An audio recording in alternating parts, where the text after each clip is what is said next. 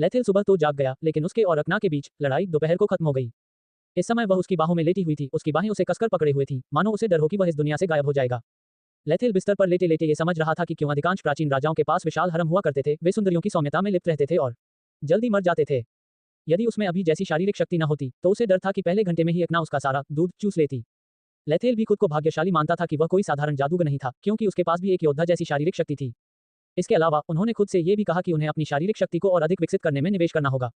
अन्यथा जब तक उसका हरम बड़ा होगा, तब तक वह संभवतः थकावट के कारण मर जाएगा। लेथिल बिस्तर पर लेट गया, अकना को अपनी बाहों में जकड़ लिया और बहुत खुश महसूस कर रहा था।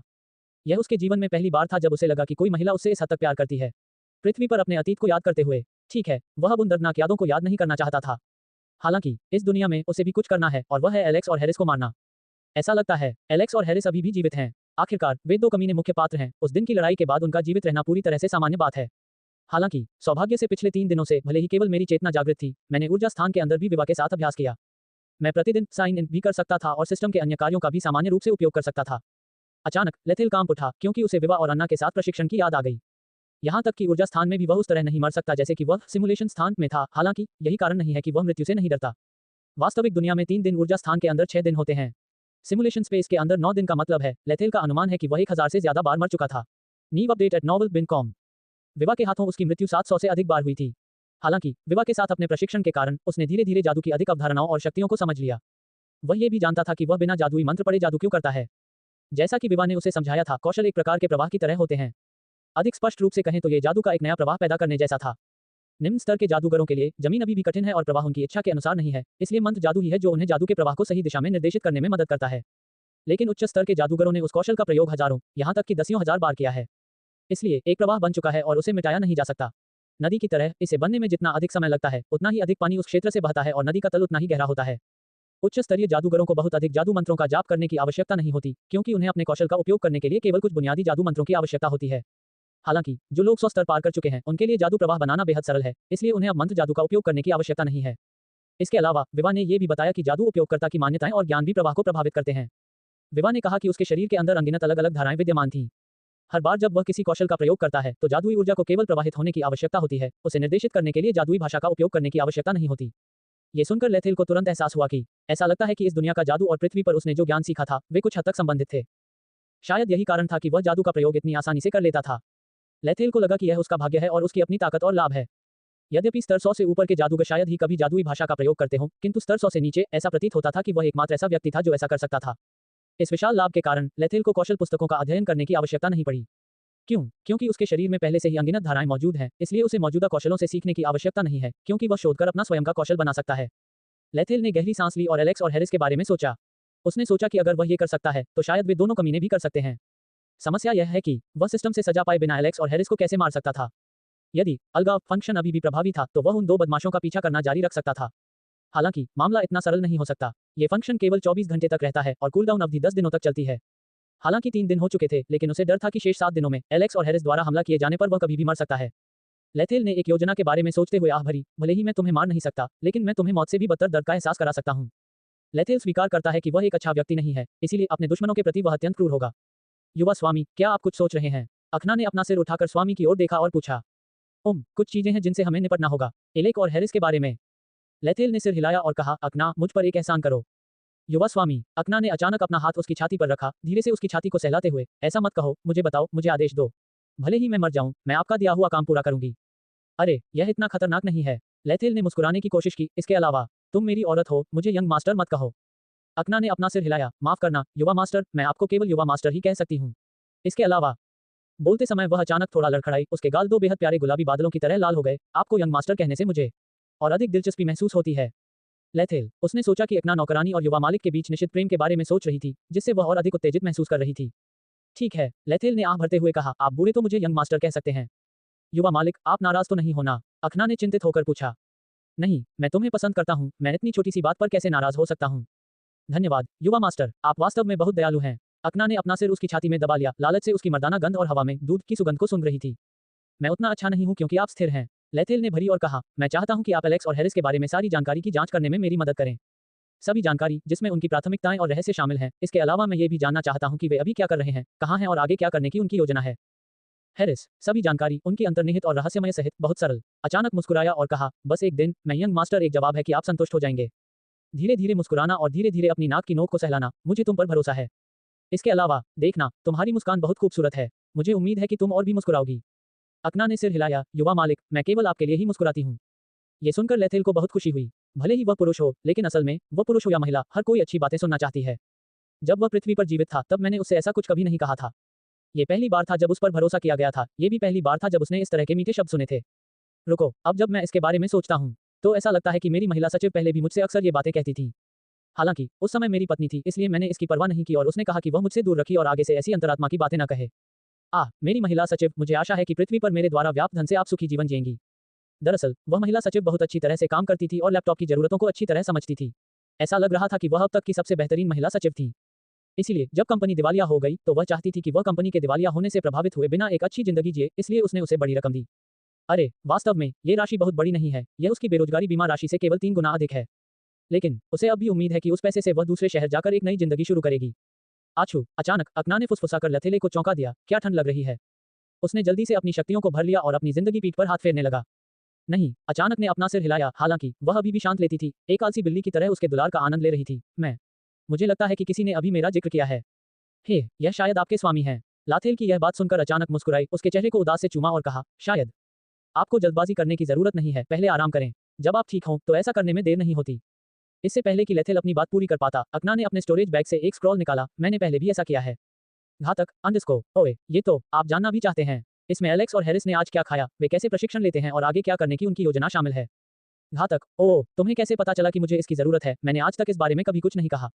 ऐसा इसलिए क्योंकि मैं तुम्हें पसंद करती हूँ, युवा मास्टर। अकना ने उसके चेहरे को सहलाया और धीरे से कहा, मैं तुम्हें पसंद करती हूँ, मैं समझती हूँ कि तुम क्या करना चाहते हो, इसलिए मैं सब कुछ तैयार करूंगी ताकि तुम और आसानी से काम कर सको। लेथेल चौंक गया, उन्हें लगा कि अपनी पूर्व महिला सचिव की बातें उनसे बहुत मिलती जुलती हैं। इस समय लेथेल के दिमाग में लगभग 26 साल की एक खूबसूरत लड़की की छवि उभरी, जो बिजनेस ड्रेस पहने हुए उसके मेज के सामने खड़ी थी। निर्देशक, मैं आपको पसंद करता हूँ, इसीलिए मैं जानता हूँ कि आप क्या चाहते हैं, क्या करते हैं और आपकी योजनाएं क्या हैं। डायरेक्टर, क्या आप मुझे पसंद करते हैं? उस समय जब लेथेल ने महिला सचिव का प्रश्न सुना तो वह केवल आहें भरता रहा, उसके चेहरे पर खुशी या प्रसन्नता के कोई भाव नहीं दिखे। इसके विपरीत उसके चेहरे पर एक अप्रिय भावना दिखी। उसने अपना बायां हाथ उठाया, अपनी अनामिका पर अंगूठी की ओर इशारा किया और कहा, आपको एक बात जाननी चाहिए। मेरी एक पत्नी है। सभी लेटेस्ट नॉवेल्स ऑन novelbun.com। सुंदर महिला सचिव अभी भी लेथेल को घूर रही थी, उसके चेहरे पर कोई भावना नहीं थी। उन्होंने आगे कहा, मैं ये पहले से ही जानती हूँ। आप पहले से ही जानते हैं, लेकिन आप अभी भी मुझसे अपने प्यार का इजहार करते हैं, जो पहले से ही शादीशुदा है। लेथेल ने भौहें सिकोड़ ली, महिला सचिव की हरकतों से उलझन में पड़ गया। अगर मैं तुम्हें पसंद करता हूं और तुम्हारे सामने अपनी भावनाएं व्यक्त करता हूं तो इसमें क्या गलत है? लेथेल, ओए, क्या तुम ठीक हो? क्या बहुत ज्यादा ओवरटाइम काम करने से तुम थक गई हो? लेथेल ने आह भरते हुए कहा, अगर तुम बहुत ज्यादा दबाव महसूस करती हो तो मैं तुम्हें 2 दिन की छुट्टी दे दूंगा। बेशक, मैं तुम्हें फिर भी पैसे दूंगा। धमाका, अरे, लेथेल आश्चर्य से चिल्लाया जब महिला सचिव ने अपने हाथ मेज पर पटक दिए। हालांकि उसके चेहरे पर कोई भावना नहीं दिख रही थी, लेकिन उसकी आंखों में दृढ़ संकल्प और गंभीरता दिख रही थी। डायरेक्टर, मुझे पता है कि आपकी पत्नी का किसी से प्रेम संबंध है। तुम क्या बकवास कर रहे हो? लेथेल चिल्लाया, उसके चेहरे पर गुस्सा साफ झलक रहा था। मैं तुम्हें मेरी पत्नी का अपमान नहीं करने दूंगा। डायरेक्टर, महिला सचिव ने फिर भी दृढ़ता से कहा, ये तो सबको पता है, फिर भी आप उस पर इतना भरोसा क्यों करते हैं? लेथेल ने उसकी ओर इशारा किया, लेकिन उसे समझ नहीं आया कि क्या कहे। अंत में उन्होंने आह भरते हुए कहा, जब तक इसका ठोस सबूत न मिल जाए आप ऐसा नहीं कह सकते। हो सकता है। मैनेजर, महिला सचिव चिल्लाई, मैं तुम्हें पसंद करती हूँ। मैं तुम्हारे बारे में सब कुछ जानती हूँ, तुम्हारा अतीत, तुम्हारी योजनाएं, तुम्हारे सपने, तुम्हारी रुचियां। मैं तुम्हारे बारे में सब कुछ जानती हूँ। मैं आपकी गुप्त प्रेमिका बन सकती हूँ। जब तक आप सिर हिलाते रहेंगे तब तक आपके जीवन के बाकी समय तक मेरा दिल आपके लिए रहेगा। मुझे आपकी सार्वजनिक पत्नी बनने की जरूरत नहीं है। जब तक तुम मुझे तुमसे प्यार करने और तुम्हारे साथ रहने की अनुमति दोगे, बस इतना ही काफी है। लेथेल ने गहरी सांस ली, फिर धीरे से कहा, शायद आपका काम आजकल बहुत भारी हो गया है, इसलिए आपकी सोच थोड़ी समस्याग्रस्त है। मैं तुम्हें 3 दिन की छुट्टी देता हूँ, तुम कहीं यात्रा कर सकते हो, इसका खर्च कंपनी के व्यावसायिक खर्च में शामिल किया जा सकता है। ये सुनकर महिला सेक्रेटरी सीधी खड़ी हो गई, उसका चेहरा शांत था, कोई भाव नहीं दिखा रहा था। हालांकि उसकी आंखें आंसुओं से भरी थीं। धन्यवाद, निदेशक महोदय, मुझे लगता है मैं थोड़ा थक गया हूँ, मैं जल्दी घर जाना चाहता हूँ। लेथेल ने सिर हिलाया, कोई बात नहीं, आप वापस जाकर पहले आराम कर लें। मैं 3 दिन में आपसे मिलूंगा। महिला सचिव ने कोई जवाब नहीं दिया, उसने हल्के से सिर हिलाया और फिर चली गई। लेकिन जब वह कमरे के दरवाजे पर पहुंची तो उसने चलना बंद कर दिया और दर्द और निराशा से भरी आंखों से लेथेल को देखने लगी।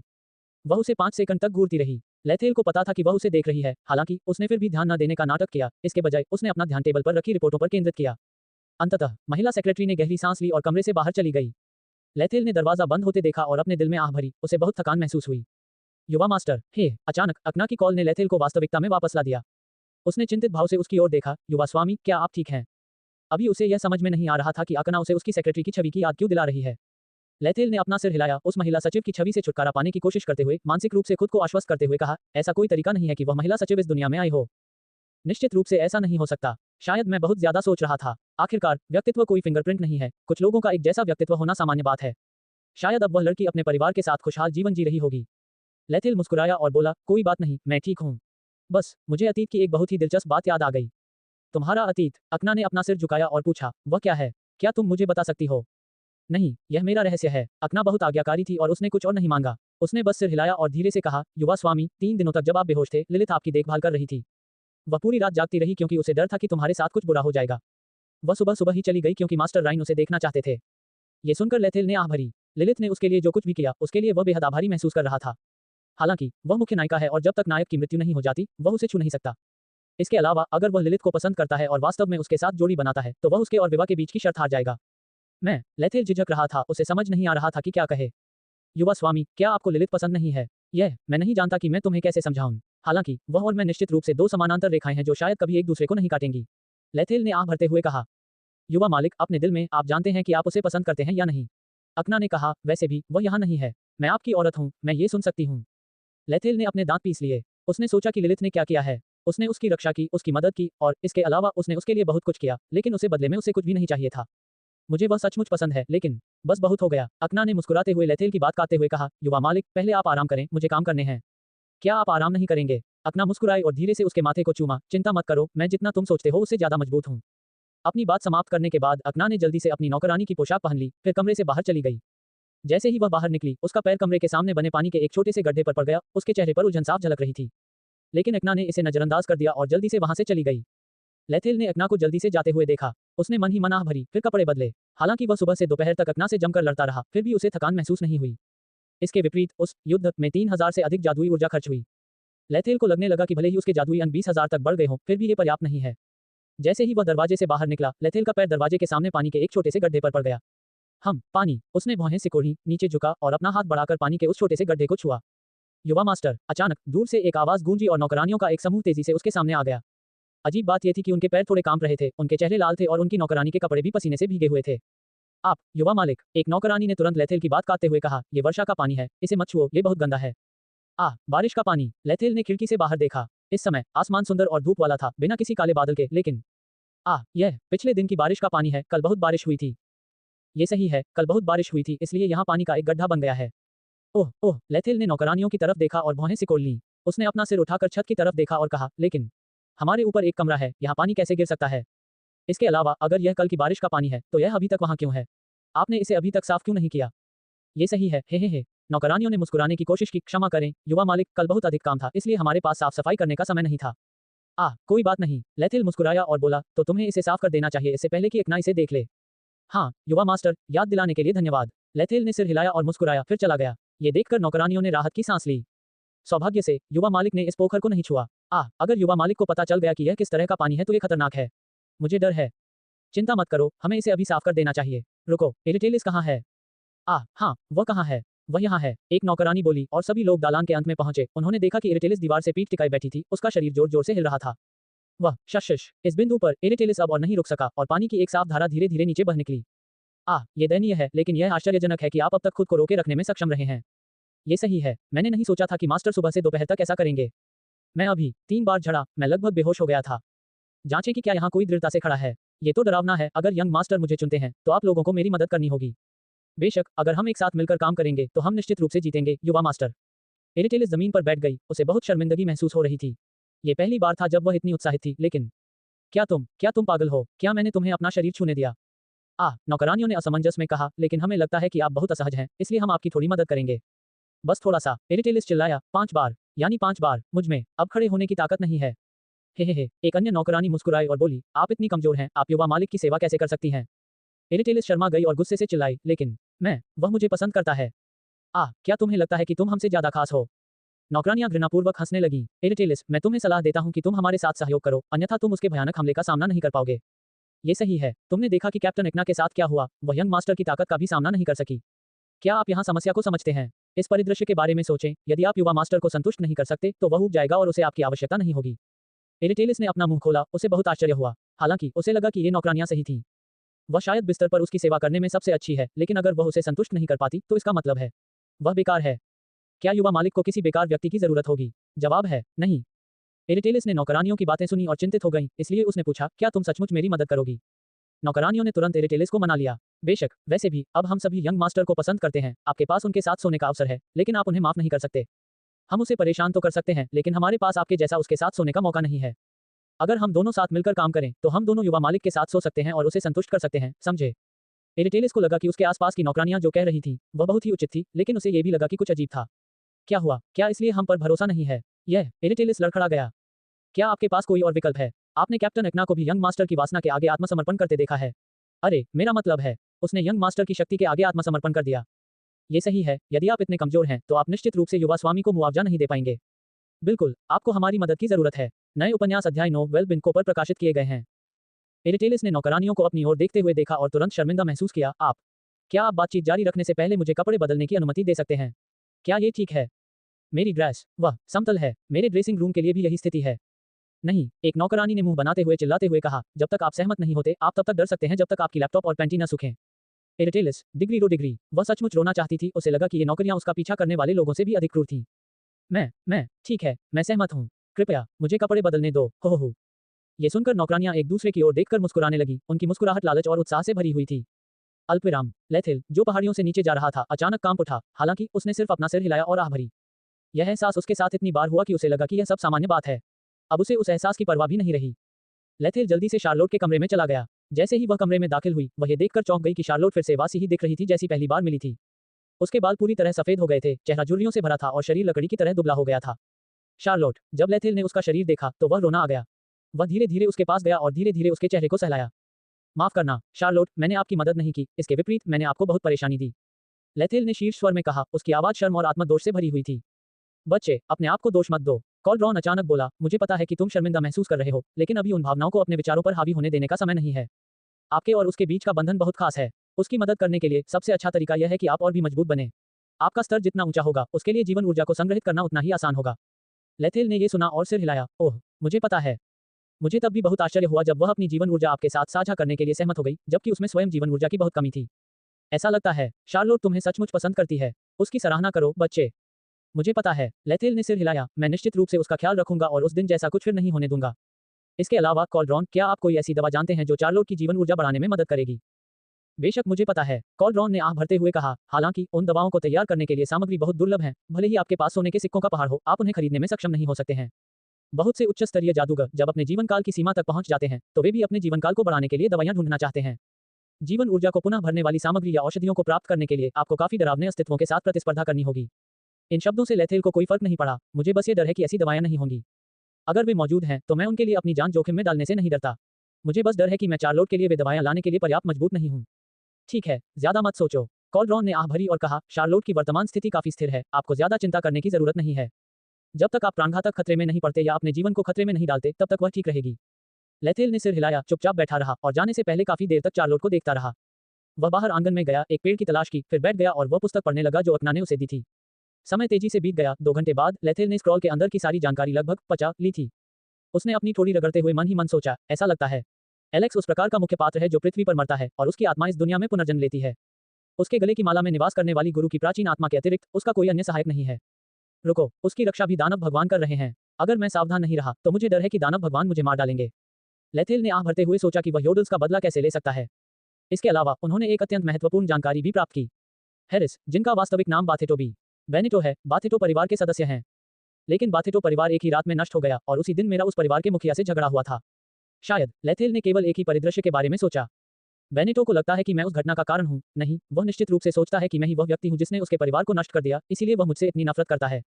लेकिन सब कुछ बहुत संयोग है। उस रात हमारे बीच टकराव के बाद बाथेटो परिवार नष्ट हो गया, इसलिए मैं सबसे अधिक संदिग्ध हूं। लेथिल ने अपनी कनपटियां रगड़ने के लिए 2 उंगलियां इस्तेमाल की। उसने कभी नहीं सोचा था कि सब कुछ इतना संयोगपूर्ण होगा। यह एक जाल की तरह है जिसे किसी ने बिछाया और फिर मेरे और हैरिस के इसमें फंसने का इंतजार किया। रुको, ऐसा लगता है कि किसी ने ये सब तय किया है। लेथिल को किसी का ख्याल आया। अमलेथ, ये वही थी, निश्चित रूप से उसी ने ऐसा किया। लेकिन उसने ऐसा क्यों किया? ये तो बस एक छोटा सा विवाद है, क्या इतने बड़े परिवार को नष्ट करने की जरूरत है? लेथिल ने बहुत देर तक सोचा, फिर निर्णय लिया। अल्पविराम, लालित गार्डन में शयन कक्ष में अमलेथ बिस्तर पर थकी हुई लेटी थी, उसकी आंखों में पांडा की तरह काले घेरे थे, वह हवा में तैरती कांच की गेंद को देख रही थी। उस क्षेत्र में लाथेल की छवि है जो अकना के साथ काम कर रहा है। इमलेत को यह नहीं पता था कि उसने उस कांच की गेंद के अंदर की छवियों को कितनी बार देखा था। उसने इतना ध्यान से देखा कि उसे लेथेल के शरीर के हर मिलीमीटर का हर विवरण याद था। वह लेथेल की तलवार की लंबाई और मोटाई का भी अंदाजा लगा सकती थी। अमलेत काफी थकी हुई और ऊबी हुई महसूस कर रही थी। उसका दिमाग लेथेल और उसकी कामुक कराहों की छवियों से भरा हुआ था। काश मैं उसके साथ ऐसा कर पाता, लेकिन मैं केवल बलिदान अनुष्ठान पूरा होने तक प्रतीक्षा कर सकता हूँ। फिर ठक ठक ठक, अचानक दरवाजे पर दस्तक ने अमलेत के विचारों को बाधित कर दिया। उसने भौहें सिकोड़ते हुए कहा, कौन? मास्टर, बाहर से मेरिल की आवाज गूंजी, कोई है जो आपसे मिलना चाहता है, मुझे लगता है। आप इस व्यक्ति से जरूर मिलना चाहेंगे। मेरे पास समय नहीं है, चले जाओ। मैं नहीं कर सकती, मास्टर, आपको ध्यान से सोचना होगा। मेरिल ने बोलना जारी रखा। ये सुनकर अमलेत थोड़ा उलझन में पड़ गया। कौन? लेथेल? क्या? जब इमलेत ने ये नाम सुना तो वह चौंक गई। क्या तुम सच कह रहे हो? ये सही है, युवा मास्टर लेथेल लालित गार्डन के दरवाजे पर आ गए हैं, वे अंदर प्रवेश करने वाले हैं। मेरिल ने धीरे से कहा, मिस, क्या आप उन्हें देखना चाहती हैं? बेशक। अमलेत जल्दी से उठ बैठी, मेरे आदमी का स्वागत करने के लिए जल्दी से तैयार हो जाओ। मेरिल, अंदर आओ। जैसे ही दरवाजा खोला गया, अमलेत ने तुरंत अपने सारे कपड़े उतार दिए, फिर जादुई कैबिनेट के पास चला गया। उसने अलमारी का दरवाजा खोला और हालांकि अलमारी बहुत छोटी थी, फिर भी उसके अंदर अनगिनत कपड़े रखने के लिए बड़ी जगह थी। मेरिल, मुझे एक पोशाक चुनने में मदद करो। मैं चाहती हूँ कि जब मैं उसके सामने आऊँ तो वह आश्चर्यचकित हो जाए और मेरी सुंदरता में डूब जाए। इसके बाद मेरिल ने संभवतः हिमलेत के लिए एक ऐसा परिधान चुना जिसके बारे में उनकी जनती थी कि वह पुरुषों पर अच्छा प्रभाव डालेगा। ये ड्रेस थोड़ा खुला हुआ है। इमलेत ने मुंह बनाया, उसका चेहरा बेहद प्यारा था और कहा, अगर मैं ये ड्रेस पहनती हूँ तो वह सोचेगा कि मैं एक बेहद प्यारी लड़की हूँ। और यह ड्रेस बहुत ही सिंपल है। वह सोचेगा कि मैं एक देहाती लड़की हूँ और उसे खुश नहीं कर सकती। ये पोशाक बहुत मासूम है। ये ड्रेस बहुत बोल्ड है। मुझे क्या रखना चाहिए? मुझे मेकअप कैसे करना चाहिए? अल्पविराम। लालित गार्डन में एक बहुत बड़ी झील थी। पानी बिल्कुल साफ था और आप झील में तैरते हुए जीवाश्म को साफ देख सकते थे। झील के बीच में एक छोटा सा द्वीप है। इस द्वीप पर कई खूबसूरत फूल और दुर्लभ पौधे हैं। इसके अलावा वहाँ एक ऐसा क्षेत्र भी था जो न केवल अत्यंत अनोखा और शानदार था बल्कि स्थिति और प्रकृति के लिए भी अत्यंत उपयुक्त था। वह एक टावर था जो 20 मीटर से अधिक ऊंचा था। टावर के ऊपर का हिस्सा चाय का मजा लेने और नजारे देखने के लिए इस्तेमाल किया जाता था। लेथेल यहाँ बैठी थी, उसे कोई जल्दी नहीं थी। वह धीरे धीरे अपने हाथ में चाय का प्याला लेकर उसका आनंद ले रही थी। उसने अपने पीछे खड़े होकर अचानक देखा और कहा, अखना, मेरे पास बैठो। युवा मालिक, मैं तो मात्र नौकर हूँ, आपके पास कैसे बैठ सकता हूँ? अखना ने सिर झुकाकर कहा, तुम मेरी स्त्री हो, मेरी दासी नहीं हो। माफ कीजिए युवा स्वामी, मैं इस युवा स्वामी का आदेश नहीं सुन सकता। लेथेल ने भौहें सिकोड़ियां और कुछ कहने वाला था कि शहद जैसी मीठी आवाज गूंजी। लाथेल, इमलेत दिखाई देते हैं। उसने तांबे तक की छोटी पीली पोशाक पहनी हुई थी और उसके चेहरे पर हल्का मेकअप था, जैसे वह सड़क पर खड़ी हो रही हो। वह अत्यंत सुंदर थी और उसकी आभा ऐसी थी कि अन्य लोग सहज महसूस करते थे। एक सिंहपर्णी की तरह, मासूमियत से भरा, सुंदर और अत्यंत मोहक। इतने लंबे समय तक इंतजार करने के लिए माफी चाहती हूँ। अमलेट शर्माते हुए लेथल के सामने चली गई। वह थोड़ी शर्मीली थी, लेकिन थोड़ी उम्मीद से भरी हुई भी थी। अमलेट के इत्र की महक से लेथेल को आराम महसूस हुआ, मानो वह कोई शामक औषधि हो। लेथेल, क्या मैं सुंदर हूँ? लेथेल ने सिर हिलाया और कहा, आप बहुत सुंदर हैं। वह अपनी किस्मतों में भी कोई कमी नहीं रखना चाहती थी। अंततः अमलेट सचमुच बहुत सुंदर और प्यारी थी। वह सचमुच एक फूल की तरह थी जो अपनी चमकदार रोशनी से अपने आसपास की हर चीज को धुंधला कर देती थी। ये सुनकर अमलेट बहुत खुश हुई। वह लेथेल के बगल में सुनना चाहती थी, तभी अचानक उसकी नजर उसके पीछे खड़ी लड़की पर पड़ी। तुम हो? अकना ने सिर झुकाकर कहा, मैं युवा मालिक की निजी दासी हूँ, आप मुझे अकना कह सकते हैं। अमलेट ने अपने अंदर के घातक इरादों को काबू करने की कोशिश करते हुए अपने दांत पीस लिए। उसने तुरंत ही कांच की गेंद के अंदर की छवियों के माध्यम से उस लड़की को पहचान लिया जिसने लेथल के साथ ऐसा किया था। अमलेट के दिल में ऊंचे गुस्से से भरी चीखें गूंजी, लानत है, लंत है, लंत है, लंत है, लंत है। उस वेश्या ने लेथेल का पहली बार गला घोंट दिया। लेथेल का पहली बार मेरे साथ होना चाहिए था। मैं उस कुटिया को लाखों टुकड़ों में तोड़ना चाहता हूँ। लेथेल ने भौहें सिकोड़ी। उसने अमलेट पर ध्यान नहीं दिया, बल्कि देखा और कहा, तुम मेरी औरत हो, मेरी दासी नहीं। माफ करना युवा मालिक, मैं सिर्फ एक नौकरानी हूँ। मैं आपके अगले में खड़े होने की हिम्मत नहीं कर सकती। अकना ने अपना सिर झुकाया और लेथल से बोली। जब अमलेट ने लेथल को अपनाना की रक्षा करते हुए कहा कि वह उसकी स्त्री है, तो वह भी क्रोधित हो गई। उसका चेहरा अंगारे की तरह लाल हो गया था, इसलिए वह शर्मिंदा नहीं थी बल्कि इसलिए कि वह गुस्से में थी। अमलेट इतना क्रोधित था कि उसका सिर ज्वालामुखी की तरह लग रहा था जो फटने वाला था। लेथेल, वह सिर्फ एक नौकर है, इसलिए थोड़ा मजाक ठीक है। उसे यह मत सोचो कि ऐसी गंदी हरकतें करने से उसका रुतबा बढ़ गया है। माफ करें। लेथेल ने भौहें सिकोड़ी और अमलेट की ओर देखा। कृपया अपनी भाषा पर ध्यान दें। यह मेरी महिला है, मैं किसी को भी उसका अपमान करने या उसे नीच नजर से देखने की इजाजत नहीं दूंगा। इमलेट, उसे इतना मीठा लगा कि उसके शरीर का खून शहद में बदल गया है। उसने कभी नहीं सोचा था कि लेथल अपने रिश्ते को इस तरह सार्वजनिक कर देगा। उसने इस बात पर गर्व से कहा, बिना उसके हंसी के बारे में कोई अवमानना भरे शब्द कहे। युवा मालिक, लेडी इमलेट सही कह रही हैं। अकना ने सिर झुकाकर कहा, मैं सिर्फ एक नौकर हूँ। आपके साथ सो पाना मेरा सम्मान है। मैं इससे ज्यादा कुछ मांगने की हिम्मत नहीं कर सकती। अमलेट ने अपने दांत पीस के लिए ऐसा महसूस किया कि अकना ने उसे देखने के लिए तुम्हारे साथ सोना वाक्यांश पर जोर दिया था। अचानक अमलेट को कुछ गंध आई। हालांकि यह बहुत हासिल थी, लेकिन उसे अकना से एक अजीब सी गंध आ रही थी। ये बहुत तेज गंध थी, थोड़ी मछली जैसी, लेकिन थोड़ी मोहक भी, मर्दाना गंध जैसी, जो मेलेट के अंदर स्त्री हार्मोनों को उत्तेजित कर रही थी। ये दूध की गंध है। ये निश्चित रूप से लेथल की दूधिया गंध है। अमलेट ने मन ही मन दंत लंत है। उस वेश्या ने अपना शरीर शुद्ध नहीं किया। वह निश्चित रूप से मुझे अपने शरीर पर लेथल की सुगंध रखना चाहती है। मैं भी लाठियों के दूध से दब जाना चाहता हूँ। लंत है। इमलेत ने अपने निचले होंठ को हल्के से काटा, उसके चेहरे पर हल्की मोहक मुस्कान थी और उदास थी। लेथेल, तुम मुझे पसंद नहीं करते। लेथेल ने अमलेत की ओर देखा, कंधे उचकाए और कहा, माफ करना, मैं यहाँ इसलिए आया हूँ क्योंकि मुझे संभवतः कुछ बताना है। ऐसा लग रहा था कि अमलेत ने अपनी सारी शर्म खो दी थी। वह तुरंत लेथल के पास बैठ गई और उसकी बांह को पकड़ लिया तथा उसे अपनी दो मुलायम उंगलियों के बीच फंसा लिया। लेथेल, इतना ठंडा व्यवहार मत करो। इमलेत ने अपनी बांह को मुंह में लेकर पकड़ लिया। उसका शरीर थोड़ा कांप रहा था क्योंकि वह लालच से उसके शरीर की खुशबू को सूंघ रही थी। ओह, इसकी खुशबू बहुत अच्छी है। लेठे की खुशबू, मैं भीगने वाला हूँ। मैं उसे चाटना चाहता हूँ। अमलेत का चेहरा देखकर लेथेल को कुछ बुरा लगा है। क्या तुम ठीक हो? लेथेल ने भौहें सिकोड़ कर पूछा। नहीं, मैं ठीक नहीं हूँ। मैं तुम्हारे प्यार से कुचलने वाला हूँ। लेथेल ने असमंजस में अमलेत को देखा, उसे समझ में नहीं आया कि वह क्या कह रही है। लेथल, मेरी तरफ देखो, मैं बहुत खूबसूरत हूँ और बहुत अमीर भी। जब तक तुम मेरे आदमी बनोगे तब तक कुछ भी करने की जरूरत नहीं है, बस तस्वीरें लाना है और इसका आनंद लेना है। अमलेत ने कहा और उसने हाथ बढ़ाकर अपनी छाती को सहलाया। उसके हाथ में किसी तरह का जादू था, इसलिए लेथल को थोड़ा उत्साह महसूस हुआ। लेथेल ने भौहें सिकोड़ी। वह अमलेत का हाथ दूर खिसकाना चाहती थी, लेकिन उसने अपना हाथ घुसेड़कर पकड़ रखा था। लेथेल, प्लीज, मुझे बस तुम्हारा थोड़ा सा प्यार चाहिए। अमलेत ने दया भरी निगाहों से उसे देखा, जैसे कोई लावारिस पिल्ला राहगीरों से दया की भीख मांग रहा हो। लेथेल ने आह भरकर अपना सिर हिलाया। शांत हो जाओ, मुझसे कुछ पूछा है? तुमने बाथेटो परिवार को नष्ट कर दिया है ना? ये सुनकर इमलेत को थोड़ा आश्चर्य हुआ, लेकिन फिर भी उसने अपने सिर उसके कंधे पर टिकाया, धीरे धीरे उसकी छाती को सहलाया और कहा, ये सही है। क्यों? जो कोई भी मेरे आदमी का अपमान करेगा उसे मरना होगा। अमलेत बोली, उसकी आवाज बेहद सख्त और जानलेवा इरादे से भरी हुई थी। लेथल कुछ कहने ही वाला था, लेकिन जब उसने अपना पागल चेहरा देखा जो उसके से सहमत लग रहा था, तो उसने चुप रहने का फैसला लिया। लिलिथ, क्या तुम मुझे इतना पसंद करती हो? ऐसा नहीं है। अमलेत ने तुरंत आपत्ति जताई। ये प्यार है। मैं तुमसे प्यार करता हूँ लेथेल, मैं अपनी हड्डियों की मज्जा से प्यार करता हूँ। मेरे रक्त की हर कोशिका और हर बूंद तुम्हारे प्यार से भरी है। इमलेत ने अचानक उसे कसकर गले लगा लिया। उसकी आंखें अत्यंत पागल हो गईं, मानो वह उसे खा जाना चाहती हो, चबाना चाहती हो और उसके शरीर के मांस के हर टुकड़े का स्वाद लेना चाहती हो। अकना ने ये देखा और जल्दी से उसे रोकने की कोशिश की, लेकिन जैसे ही वह आगे बढ़ी, लेथेल ने हाथ बढ़ाकर उसे संकेत दिया कि उसे कुछ करने की जरूरत नहीं है। अकना रुक गई। उसकी आंखें चिंता से भरी हुई थीं, लेकिन उसने फिर भी उसके आदेशों का पालन किया। हालांकि अकना के हाथ अभी भी मुट्ठियां बांधे हुए थे, किसी भी समय कार्रवाई करने के लिए तैयार, अगर अमलेत लेथेल के लिए खतरा पैदा करता। लेथेल ने अमलेत की आंखों में देखा। वह पहले से ही जानता था कि उसका व्यक्तित्व यान्डेरे जैसा है। ये सबसे भयानक और पागलपन भरा व्यक्तित्व था, लेकिन इस व्यक्तित्व वाली लड़कियां उन लोगों के प्रति वफादार भी होती हैं जिनसे वे प्यार करती हैं। लेथेल को अचानक ऐसा महसूस हुआ कि कहीं उसकी मुलाकात बिल्कुल इमलेत जैसे किसी व्यक्ति से हुई है, हालांकि उसे याद नहीं आ रहा था। ठीक उसी तरह वह स्मृति धूल की एक मोटी परत से ढक गई थी जिसे वह मिटा नहीं सका। उसने बस महसूस किया कि अमलेत ने उसे एक बहुत ही भयानक, डरावना लेकिन परिचित सा एहसास दिया। लेथेल ने अपना सिर हिलाया, उसे लगा कि वह गलत था। जब वह पृथ्वी पर रहता था तो उसे कभी भी इमलेत जैसी कोई महिला नहीं मिली थी। यद्यपि लेथेल ये निर्धारित करने में सक्षम था कि अमलेत का व्यक्तित्व कैसा था, फिर भी उसे खतरा भी महसूस होने लगा। यान्डेरे एक बेहद पागल व्यक्तित्व वाला व्यक्ति होता है। जिस व्यक्ति से वे प्यार करते हैं, उसे पाने के लिए वे अनगिनत पागलपन और भयानक काम कर सकते हैं, वे लोगों की हत्या भी कर सकते हैं। लेथेल ने भौहें सिकोड़ते हुए इस समस्या को हल करने का कोई तरीका सोचा। हालांकि अगर वह इस तरीके का इस्तेमाल करता है तो ऐसा लगेगा जैसे वह गिलोटिन के नीचे नाच रहा है। ये बहुत रोमांचक और बहुत कलात्मक लगता है, लेकिन किसी भी क्षण उसका सिर काट दिया जाएगा। लेकिन लेथेल जानता था कि उसके पास कोई और विकल्प नहीं था। उसके पीछे एलेक्स और हैरिस नाम के दो राक्षस उसे मारने की प्रतीक्षा कर रहे थे। उसके सामने उज्ज्वल भविष्य है, लेकिन वह भयंकर चुनौतियों से भी भरा है। यदि वह सफल हो गया तो वह एक वफादार लड़की पा सकता है। यदि वह असफल हो गया तो उसके लिए मृत्यु से भी अधिक भयानक स्थिति प्रतीक्षा कर रही होगी। हालांकि असफलता आसान है, जबकि सफलता अत्यंत कठिन है, क्योंकि इमलेत एक महिला नायक है। वह नायिका के साथ प्रेम, छेड़खानी या ऐसी चीजें नहीं कर सकता, यह इस दुनिया का नियम है। लेकिन लेथेल अभी भी कोशिश करना चाहता है, क्योंकि अब उसके पास कोई रास्ता नहीं है। अगर वह एलेक्स और हैरिस को मार देगा तभी वह सुरक्षित रह पाएगा। और निश्चित रूप से सबसे बड़ी मदद मुख्य नायिकाओं से मिलेगी, जो कि उन दो कमीनों का भावी हरम होगा। लेथेल ने भौहें सिकोड़ते हुए कहा, माफ करना, मैं आपकी भावनाओं का जवाब नहीं दे सकता क्योंकि मैं वास्तव में आपको पसंद नहीं करता।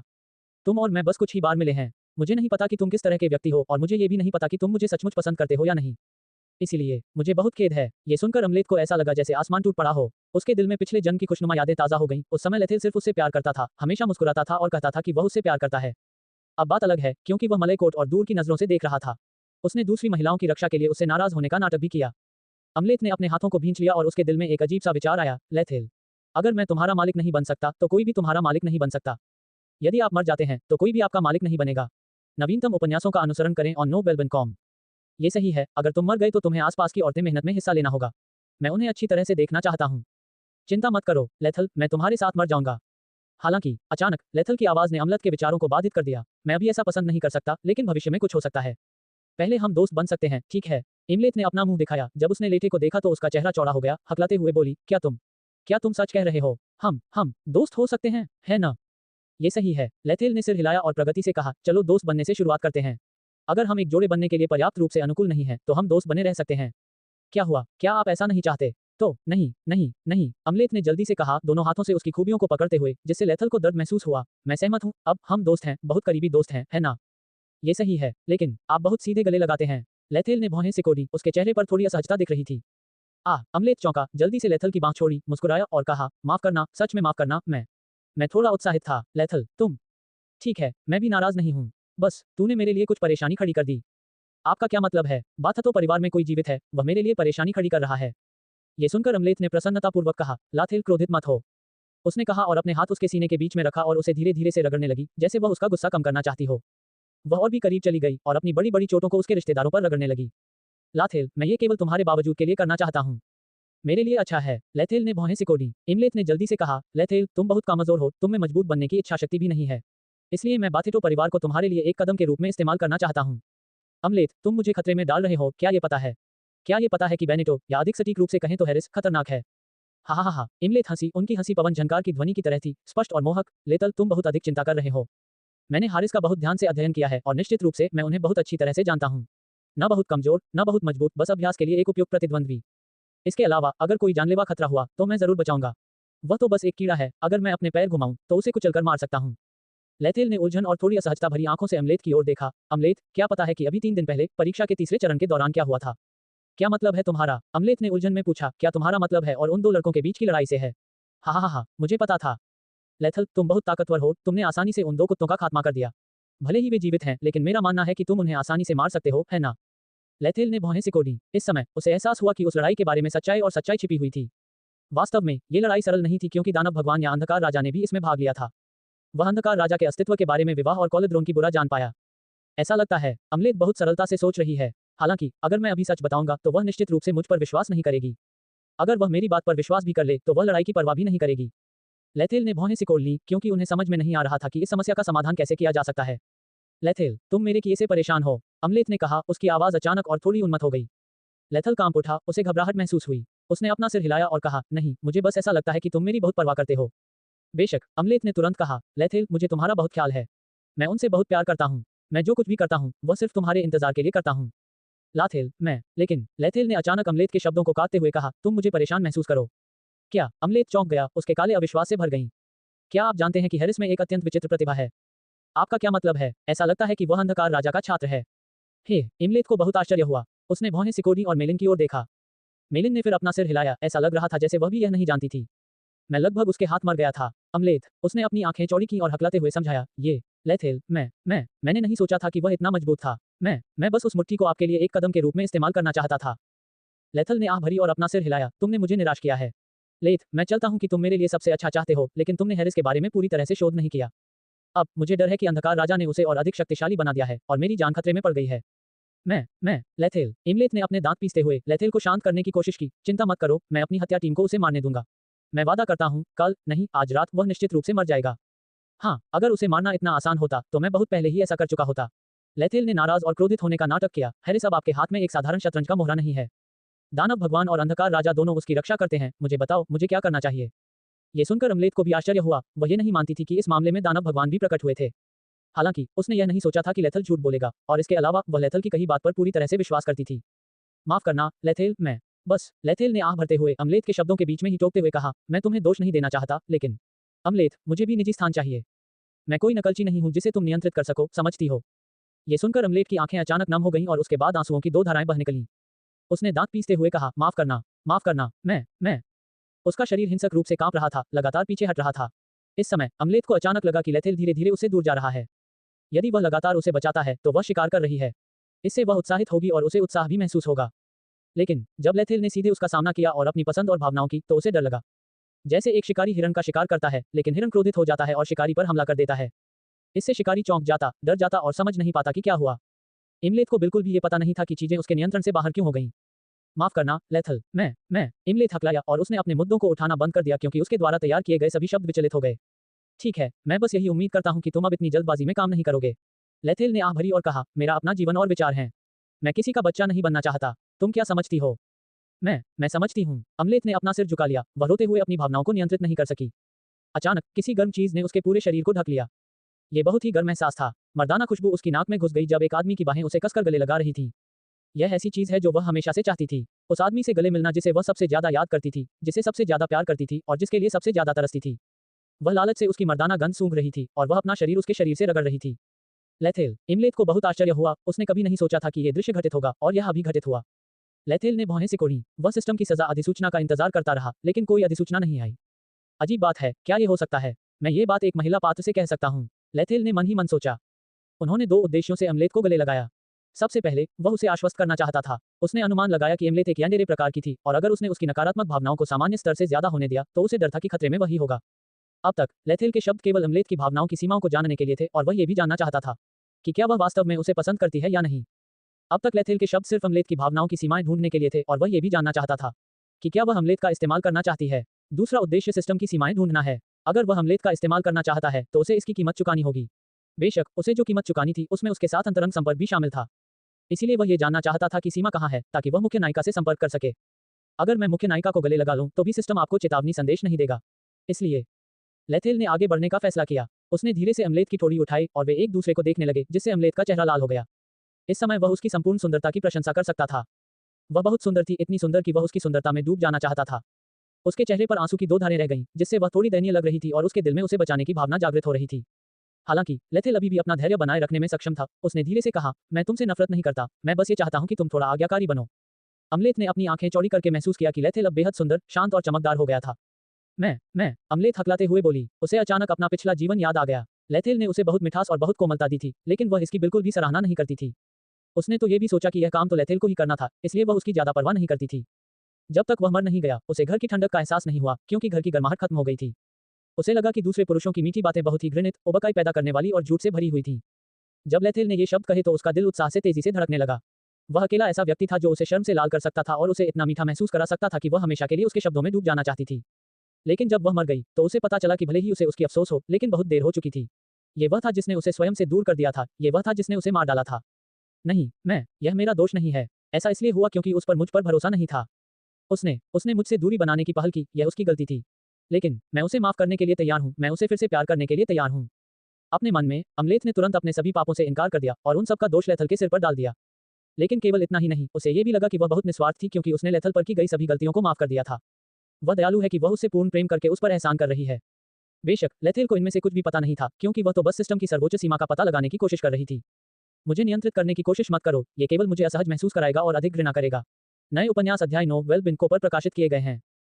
इमलेत ने थोड़ा सिर हिलाया। माफ करना, मैं सिर्फ वही चाहता हूँ जो आपके लिए सबसे अच्छा हो। लेथेल ने सिर हिलाया, फिर धीरे धीरे अमलेत को छोड़ दिया और चला गया। ये देखकर मेलिन एक तरफ खड़ी हो गई, अपना सिर झुकाया और लेथल को जाने दिया।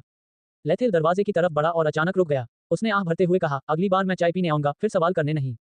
बोलने के बाद वह इमलेत को खुश छोड़कर चले गए। मैं समझ गया। अकना ने अमलत की ओर देखा, फिर वह भी चली गई। उसके मन में कई विचार थे जो उसे असहज कर रहे थे। इमलेत ने देखा कि उनकी गहरी गायब हो गई है। जैसे ही दरवाजा बंद हुआ, वह सोफे पर बैठ गई और खुशी खुशी उसने गिलास उठा लिया जिसे लेथेल ने अभी अभी इस्तेमाल किया था। ओह, बहुत बढ़िया, लेथल मेरी दोस्त बनेगी, सबसे अच्छे दोस्त से प्रेमी तक, ये सिर्फ एक कागज के टुकड़े का अंतर है। हा हा हा। मास्टर, मुझे लगता है कि युवा मास्टर बहुत जल्दी बदल गए हैं। मेलिन अचानक बोल पड़ा। इमलेत ने मेलिन की बातों पर ध्यान नहीं दिया। उसने अपनी टेलीविजन जीप बाहर निकाली और धीरे धीरे गिलास के किनारे को चाटा। ओह, लेथल की लार अभी भी गिलास पर थोड़ी सी टिकी हुई है। मेलिन को गिलास के किनारे पर बची हुई लार का आनंद लेने के लिए अमलेत का इंतजार करना पड़ा। उसके बाद वह उसी स्थान पर लेट गई जहां लेथेल बैठा था। अपनी दोनों बाहें छाती पर रखकर बुदबुदाते हुए बोली, आह, इस जगह से भी लेथेल की गंध आ रही है। नहीं, मेरे शरीर से भी उसकी गंध आ रही है। लेथेल ने अभी अभी मुझे गले लगाया। ओह, मैं अब और नहाना नहीं चाहती, मैं इस खुशबू को हमेशा अपने पास रखूंगी। मुझे ऐसा लग रहा है जैसे लेथेल मेरे करीब आ गया है। हे। लेथेल। इमलेत उस बड़े सोफे पर लुढ़क गया जहां लेथेल बैठा था और अजीब सी कराहने की आवाजें निकाल रहा था। मास्टर, मेलिन के चेहरे पर कोई भावना नहीं थी। उसने इमलेत को देखा और बोली, मुझे लगता है कि यंग मास्टर के कार्यों में कुछ बहुत ही अजीब है। इमलेत ने अचानक अपना काम रोक दिया और आह भरते हुए कहा, मैं इतनी मूर्ख नहीं हूं कि यह न समझूं, लेकिन मुझे इसकी परवाह नहीं है। जब तक वह मुझ पर ध्यान देता है, मेरी परवाह करता है और मेरे करीब आने को तैयार रहता है, तब तक मुझे उसके लक्ष्यों की परवाह नहीं है। मेलिन, क्या तुम्हें लगता है कि मैं बहुत परोपकारी हूँ? मैं भी ऐसा ही सोचता हूँ। अगर मैं उसे ऐसा करने देना स्वीकार करता हूँ, तो मैं उसका सम्मान करता हूँ। मेलिन ने अपना सिर झुकाया और कहा, हाँ, मैं समझती हूँ। तो बलि की रस्म के बारे में क्या? हा, मैं परोपकारी हूँ, लेकिन इसका मतलब यह नहीं है कि मैं इतना अच्छा अवसर छोड़ दूँ। अमलेत ने मुस्कुराते हुए कहा, उसके पास 2 और मौके हैं। अगर वह मेरे साथ सोने से पहले 2 अन्य महिलाओं के साथ सोता है, तो वह सजा का हकदार है। इमलेत ने अपने होंठ चाटे। उसे याद आया जब उसने पहले उसकी छाती को छूकर देखा था कि क्या वहां अभी भी लिपस्टिक के 2 दाग हैं। उसने अपना हाथ ऊपर उठाया। लेथेल के बालों की कुछ लंटें उसके हाथ में थीं। वह लालची और रहस्यमय ढंग से मुस्कुराई, जैसे कि उसने अभी अभी कोई बुरी योजना बनाई हो। लाथेल, तुम मेरी पकड़ से बच नहीं सकते। मुझे परवाह नहीं है कि आपके पास क्या योजनाएं या लक्ष्य हैं। जब तक आप मुझे मौका देते हैं, मैं आपको कसकर पकड़ूंगा और जाने नहीं दूंगा। मैं निश्चित रूप से तुम्हें पालूंगा। अल्पविराम बाहर। जब लेथेल अभी अभी लेलेथ गार्डन से बाहर निकला था तो वह अचानक कांप उठा, मानो उसे आभास हो गया हो कि कुछ बहुत ही डरावना घटित होने वाला है। उसे आश्चर्य नहीं हुआ, उसने बस अपना सिर घुमाकर पीछे देखा। वह जगह लालित गार्डन का गेट था, लेकिन वह जानता था कि जो एहसास हुआ वह हमलेट से आया होगा। और उसे ये भी एहसास हुआ कि जब भी वह कांप उठता था और महसूस करता था कि कुछ बहुत बुरा होने वाला है, तो वह सच था। उसे लगा कि ऐसा उसे इमलेट के कारण महसूस हुआ। उसने आह भरी, सिर हिलाया और फिर टैक्सी में घुस गया। अकना भी उसके पीछे पीछे गाड़ी के डिब्बे में घुस गई। केबिन काफी बड़ा था, लेकिन लेथेल कुशन पर बैठा था और उसने अकना को अपनी बाहों में पकड़ रखा था। बेशक उसका हाथ शांत नहीं था क्योंकि वह धीरे धीरे अकना की ड्रेस के अंदर घुस रहा था। युवा मालिक, हमें यहाँ ऐसा नहीं करना चाहिए, अकना ने हाँफते हुए कहा। उसकी आवाज थोड़ी लड़खड़ा रही थी, उसमें थोड़ी शर्म थी। बीच बीच में वह अपने दांत पीसती थी क्योंकि लेथल के हाथ वास्तव में उसके स्तनों के संवेदनशील स्थानों को जला रहे थे। युवा स्वामी, हम सुबह तो तुम इतनी बोल्ड थी, अब इतनी शर्मीली क्यों हो? लेथेल ने चिढ़ाते हुए निराश होते हुए कहा, या यहाँ ऐसा करने से तुम ज्यादा निराश हो जाती हो। ओह युवा मास्टर, ओह। अकना ने अपने होंठ काटे, यह महसूस करते हुए कि लेथेल उसकी गर्दन चाट रहा है। उसकी जीभ धीरे धीरे उसके कान तक बढ़ रही थी, फिर उसने धीरे धीरे से उसके कान के लोब को काटा। अकना को एक वास्तविक और अद्भुत अनुभूति हुई जिसे शब्दों में वर्णित नहीं किया जा सकता। मैं ये भी मानता हूँ कि तुमने अपने शरीर की गंध को शुद्ध नहीं किया ताकि अमलेथ मेरे दूध की गंध पिघला सके, है ना? युवा मालिक, मेरा ऐसा करने का इरादा नहीं था। ओह, मैं बस थोड़ा व्यस्त हूँ और मुझे अभी तक टिकटों का समय नहीं मिला है। युवा मालिक, हाँ, ऐसा क्या लगता है कि मैं आसानी से तुम्हारा साथ दे सकती हूँ? लेथल की दो उंगलियों ने धीरे धीरे अकना की छाती पर लगे दो गुलाबी फूलों को रगड़ा, जिससे वह हिंसक रूप से कांप उठी। तुम बहुत बुरी लड़की हो, तुम्हें सजा मिलनी चाहिए, लेथेल ने धीरे धीरे कहा। यह सुनकर अचानका को चिंता तो हुई, लेकिन साथ ही वह उत्साहित भी हुई। उसका शरीर बहुत ईमानदार था, ऐसा लग रहा था कि उसे लेथल ने जो कुछ कहा था वह उसे बहुत पसंद आई, इसलिए उसने बहुत बुरी प्रतिक्रिया व्यक्त की। लेथेल ने महसूस किया कि शहद के वे दो फूल थोड़े सख्त हो गए हैं और उसे तुरंत यह एहसास हुआ कि उसे भी चिंता थी। युवा मालिक, मैं सजा स्वीकार करती हूँ, अकना ने हंसते हुए कहा। लेथल की छाती से सट कर लेते हुए उसके कोमल शरीर ने मानो सारी शक्ति खो दी थी। हाँ, चिंता मत करो, जब हम महल में वापस लौटेंगे तो मैं यही सजा देना जारी रखूंगा। लेथेल ने अचानक को चिढ़ाना बंद कर दिया और धीरे धीरे उसके सिर पर थपथपाया। लेथेल को लगा कि पुरुष और महिला नायकों तथा उनके द्वारा उत्पन्न परंपराओं के बिना उनका जीवन अत्यंत सुखी और सुखद होगा। हर दिन वह अपनी प्यारी नौकरानियों से छेड़छाड़ करती है, अपनी पसंद की चीजें करती है और दुनिया की सैर करती है। रात में वह अपने औरों के साथ अपनी शांति की खोज करती है। कितना अद्भुत जीवन है, परी भी ईर्ष्या करती है। हालांकि घातक को पता है कि भयानक तूफान आने से पहले अभी थोड़ी शांति है। जब तक एलेक्स और हैरिस जीवित हैं तब तक वह शांति का आनंद नहीं ले सकते। इसके अलावा अगर कोई दूसरा पुरुष नायक उन दो कमियों के समान व्यक्तित्व के साथ दिखाई देता है तो लेथल भी बहुत परेशानी में पड़ जाएगा। लेथेल ने अपनी बीमारियों को भर लिया, अपनी गर्मी और थकान को महसूस किया। फिर उसने सिस्टम सूचना खोली। जब उन्होंने देखा कि नया फंक्शन अभी केवल 70% तक ही लोड हुआ था तो उनकी भौहें तंग गईं। ये वह फंक्शन था जो तब दिखाई दिया जब वह एलेक्स और हैरिस के साथ लड़े। हालांकि 3 दिन से ज्यादा समय बीत चुका है और इसका स्टेटस बार अभी लगभग 70% तक लोड हुआ है। लेथल थोड़ा उत्सुक था, उसने सोचा कि यह नया फंक्शन निश्चित रूप से उस बग को ठीक करने से संबंधित होगा जिसके बारे में डांडाइट ने उसे बताया था। हालांकि उसे ठीक से नहीं पता था कि यह फंक्शन उसकी किस तरह से मदद कर सकता है। क्या यह फंक्शन उसे इस दुनिया में पुरुष नायकों के खिलाफ लड़ने में मदद कर सकता है? लेथल ने आह भरी, क्योंकि उसे यह जानने के लिए कि यह फंक्शन क्या करता है, सिस्टम में उस फंक्शन के इंस्टॉल होने तक इंतजार करना पड़ा। युवा स्वामी, मैंने हमारे महल की नौकरानियों को निर्देश दिया है कि वे उस क्षेत्र की रखवाली करें जहां योडल्स रहते हैं। अकना की बातें सुनकर लेथेल चौंक गया और उसे बहुत आश्चर्य हुआ क्योंकि वह भी उनकी रक्षा करना चाहता था। तुम्हें कैसे पता चला कि मैंने ऐसा करने की योजना बनाई थी? अकना ने अपना सिर लेथेल की छाती पर टिका दिया, लालच से उसके शरीर की गंध को सूंघते हुए। मुझे लगता है कि युवा मालिक निश्चित रूप से योडल्स की परवाह करता है, इसलिए मैंने उनकी रक्षा करने का फैसला किया। युवा स्वामी, क्या आप नाराज होंगे? हाँ, लेथेल मुस्कुराया और बोला, मैं बिल्कुल भी नाराज नहीं हूँ, इसके विपरीत मुझे आपको धन्यवाद देना है। मैं काफी चिंतित थी क्योंकि मुझे डर था कि मुझे नौकरानियों को यह आदेश देने का अधिकार नहीं है कि वे जो चाहें करें। नहीं युवा स्वामी, आप जो चाहें कर सकते हैं, अकना ने तुरंत कहा। महल की हर नौकरानी आपके आदेश का पालन करेगी। यदि आप उन्हें मरना भी चाहें तो वे बिना किसी पछतावे के तुरंत मर जाएंगे। नोव एल्बन कॉम पर नए अध्याय खोजें। अरे, मैं भी नहीं चाहता कि ऐसा हो। लेथेल ने मुस्कुराने की कोशिश की, उसे भी नहीं लगा कि सभी लोग गंभीर हैं और उसके सभी आदेशों को सुनने के लिए तैयार हैं। नहीं युवा स्वामी, आप उन्हें नहीं समझते, लेकिन मैं उन्हें बहुत अच्छी तरह से समझता हूँ। अकना ने अपना सिर हिलाया और कहा, वे आपकी सेवा करने के लिए प्रशिक्षित हैं, युवा स्वामी। लेथेल ने भौहें सिकोड़ी। जब उसने सुना कि अकना ने अभी क्या कहा तो वह उलझन में पड़ गया। हालांकि उसका ये जानने का कोई इरादा नहीं था। अकना, तुम मुझे बहुत अच्छी तरह समझती हो और यहाँ तक कि पहले से जानती हो कि मैं क्या करने की योजना बना रहा हूँ। अकना मुस्कुराई, शर्म से लाल हुआ, उसका चेहरा इतना चमक रहा था कि लेथेल उसे नियंत्रित नहीं कर सका। उसने तुरंत अपना सिर झुकाया और धीरे से अकना के माथे को चूमा क्योंकि वह बहुत प्यारी थी। युवा स्वामी, अकना ने अपनी आंखें आधी बंद कर ली, उसके दुलार और कोमलता को महसूस करते हुए। अकना को ऐसा महसूस हुआ जैसे उसका शरीर लेथेल की गर्मी से पिघलने वाला है। मैं तो बस एक नौकरानी के तौर पर अपना काम अच्छी तरह से करने की कोशिश कर रही हूँ। आपको मेरी तारीफ करने की जरूरत नहीं है। इसके अलावा युवा स्वामी की सेवा करना मेरा सम्मान है, मैं इससे अधिक कुछ नहीं मांगता। युवा स्वामी, क्या आप मुझे पसंद करते हैं? लेथेल चौंका। एक बहुत ही छोटे से क्षण में उन्होंने अपनी महिला निजी सचिव की छवि देखी जब वे पृथ्वी पर जीवित थे। डायरेक्टर, क्या आप मुझे पसंद करते हैं? लेथेल थोड़ा कांप उठा, उसे लगा जैसे उसके सपने और वास्तविकता एक दूसरे से मिल रहे हैं। युवा मास्टर, अकन्ना की पुकार ने उसे चौंका दिया। जब उसने तुरंत जवाब नहीं दिया तो अपने चेहरे पर बेहद निराशा छा गई, लेकिन फिर भी उसने धीरे से कहा, ऐसा निरर्थक प्रश्न के लिए क्षमा करें। लेथेल ने दांत पीसते हुए कहा कि पिछले जन्म में उसने समाज के पूर्वजों के कारण एक अच्छी लड़की को खो दिया था। लेकिन ये जीवन अलग है, वह अब किसी को भी नजर नहीं लगाना चाहती जो उसे पसंद करती है, बेशक मुख्य नायिकाओं को छोड़ देती है। उसने अकना को गले से लगाया, अपना सिर झुकाया और उसके कान में फुसफुसाया, अकना, मैं तुम्हें बहुत पसंद करता हूँ। तुम मेरी औरत हो। युवा मालिक अचानक धीरे धीरे स्वप्निल हो गया, क्या आप मुझे सजाना चाहते हैं? जब लेथेल ने यह सुना तो उसके दिल में एक बार फिर से इच्छा जागृत हुई। उसे लगा कि चाहे वह अकाना के साथ कितनी भी बार ऐसा करे, उसे संतुष्टि नहीं मिल पाती। अपनाना बहुत प्यारी और सुंदर थी। उसके बाद दोनों ही अंतहीन वासना में डूब गए। बाहर गाड़ी चली रही नौकरानी चौंक गई जब वह अकना की प्रक्रिया से भरी कराहें सुनी। उसने जल्दी से जादू चलाकर पूरी गाड़ी को आवाज रोकी बना दिया। नौकरानी ने जब अपनी बात खत्म की तो उसने राहत की सांस ली और अपने हाथ से अपनी बड़ी छाती थपथपाई, आह। युवा मालिक भी बहुत ताकतवर है, उसने सुबह बहुत भयंकर लड़ाई लड़ी थी और अब वह फिर से लड़ाई जारी रखती है। कैप्टन अचानक भी दयनीय है, उसे लगातार युवा मालिक द्वारा प्रताड़ित किया जा रहा है। काश मुझे भी युवा मालिक द्वारा ऐसी ही सजा दी जा सकती है। रुको, मैं अकेला हूँ, मैं कैसे विरोध कर सकता हूँ? अच्छा नहीं है, मुझे और सहयोगी ढूंढने होंगे। नौकरानी ने गाड़ी को पूरे शहर में घुमाया। सूरज ढलने तक उनकी लड़ाई खत्म नहीं हुई। लेथेल ने अकना को गले लगा लिया और कार के डिब्बे में लेटे हुए थे, उनके शरीर एक पतले कंबल से ढके हुए थे। अकना ने थककर लेथेल को गले लगा लिया, हालांकि वह बहुत खुश और मधुर महसूस कर रही थी। युवा स्वामी से प्यार पाकर उसकी शक्ति थोड़ी बढ़ गई। यद्यपि बढ़ी हुई ताकत बहुत अधिक नहीं थी, लेकिन ये झील में गिरती पानी की बूंदों के समान थी। लेकिन अकना जानती थी कि जब तक वह और लेथेल ऐसा करते रहेंगे, लेथेल द्वारा दी गई पानी की बूंदें जल्द ही झील को भर देंगी। लेथेल ने अकना को गले लगाया और उसकी पीठ को सहलाया, उसे अंदर से बहुत शांति महसूस हो रही थी। हालांकि लेथेल ने अपना व्यक्तिगत सूचना पैनल देखा और राहत की सांस ली, क्योंकि उसकी ऊर्जा घटकर केवल 13,000 अंक रह गई थी। अकना ने ही मुझे इतने ऊर्जा बिंदु खर्च करने पर मजबूर कर दिया। अगर 1 या 2 लोग और होते तो मुझे डर है, मैं बिस्तर पर ही मर जाता।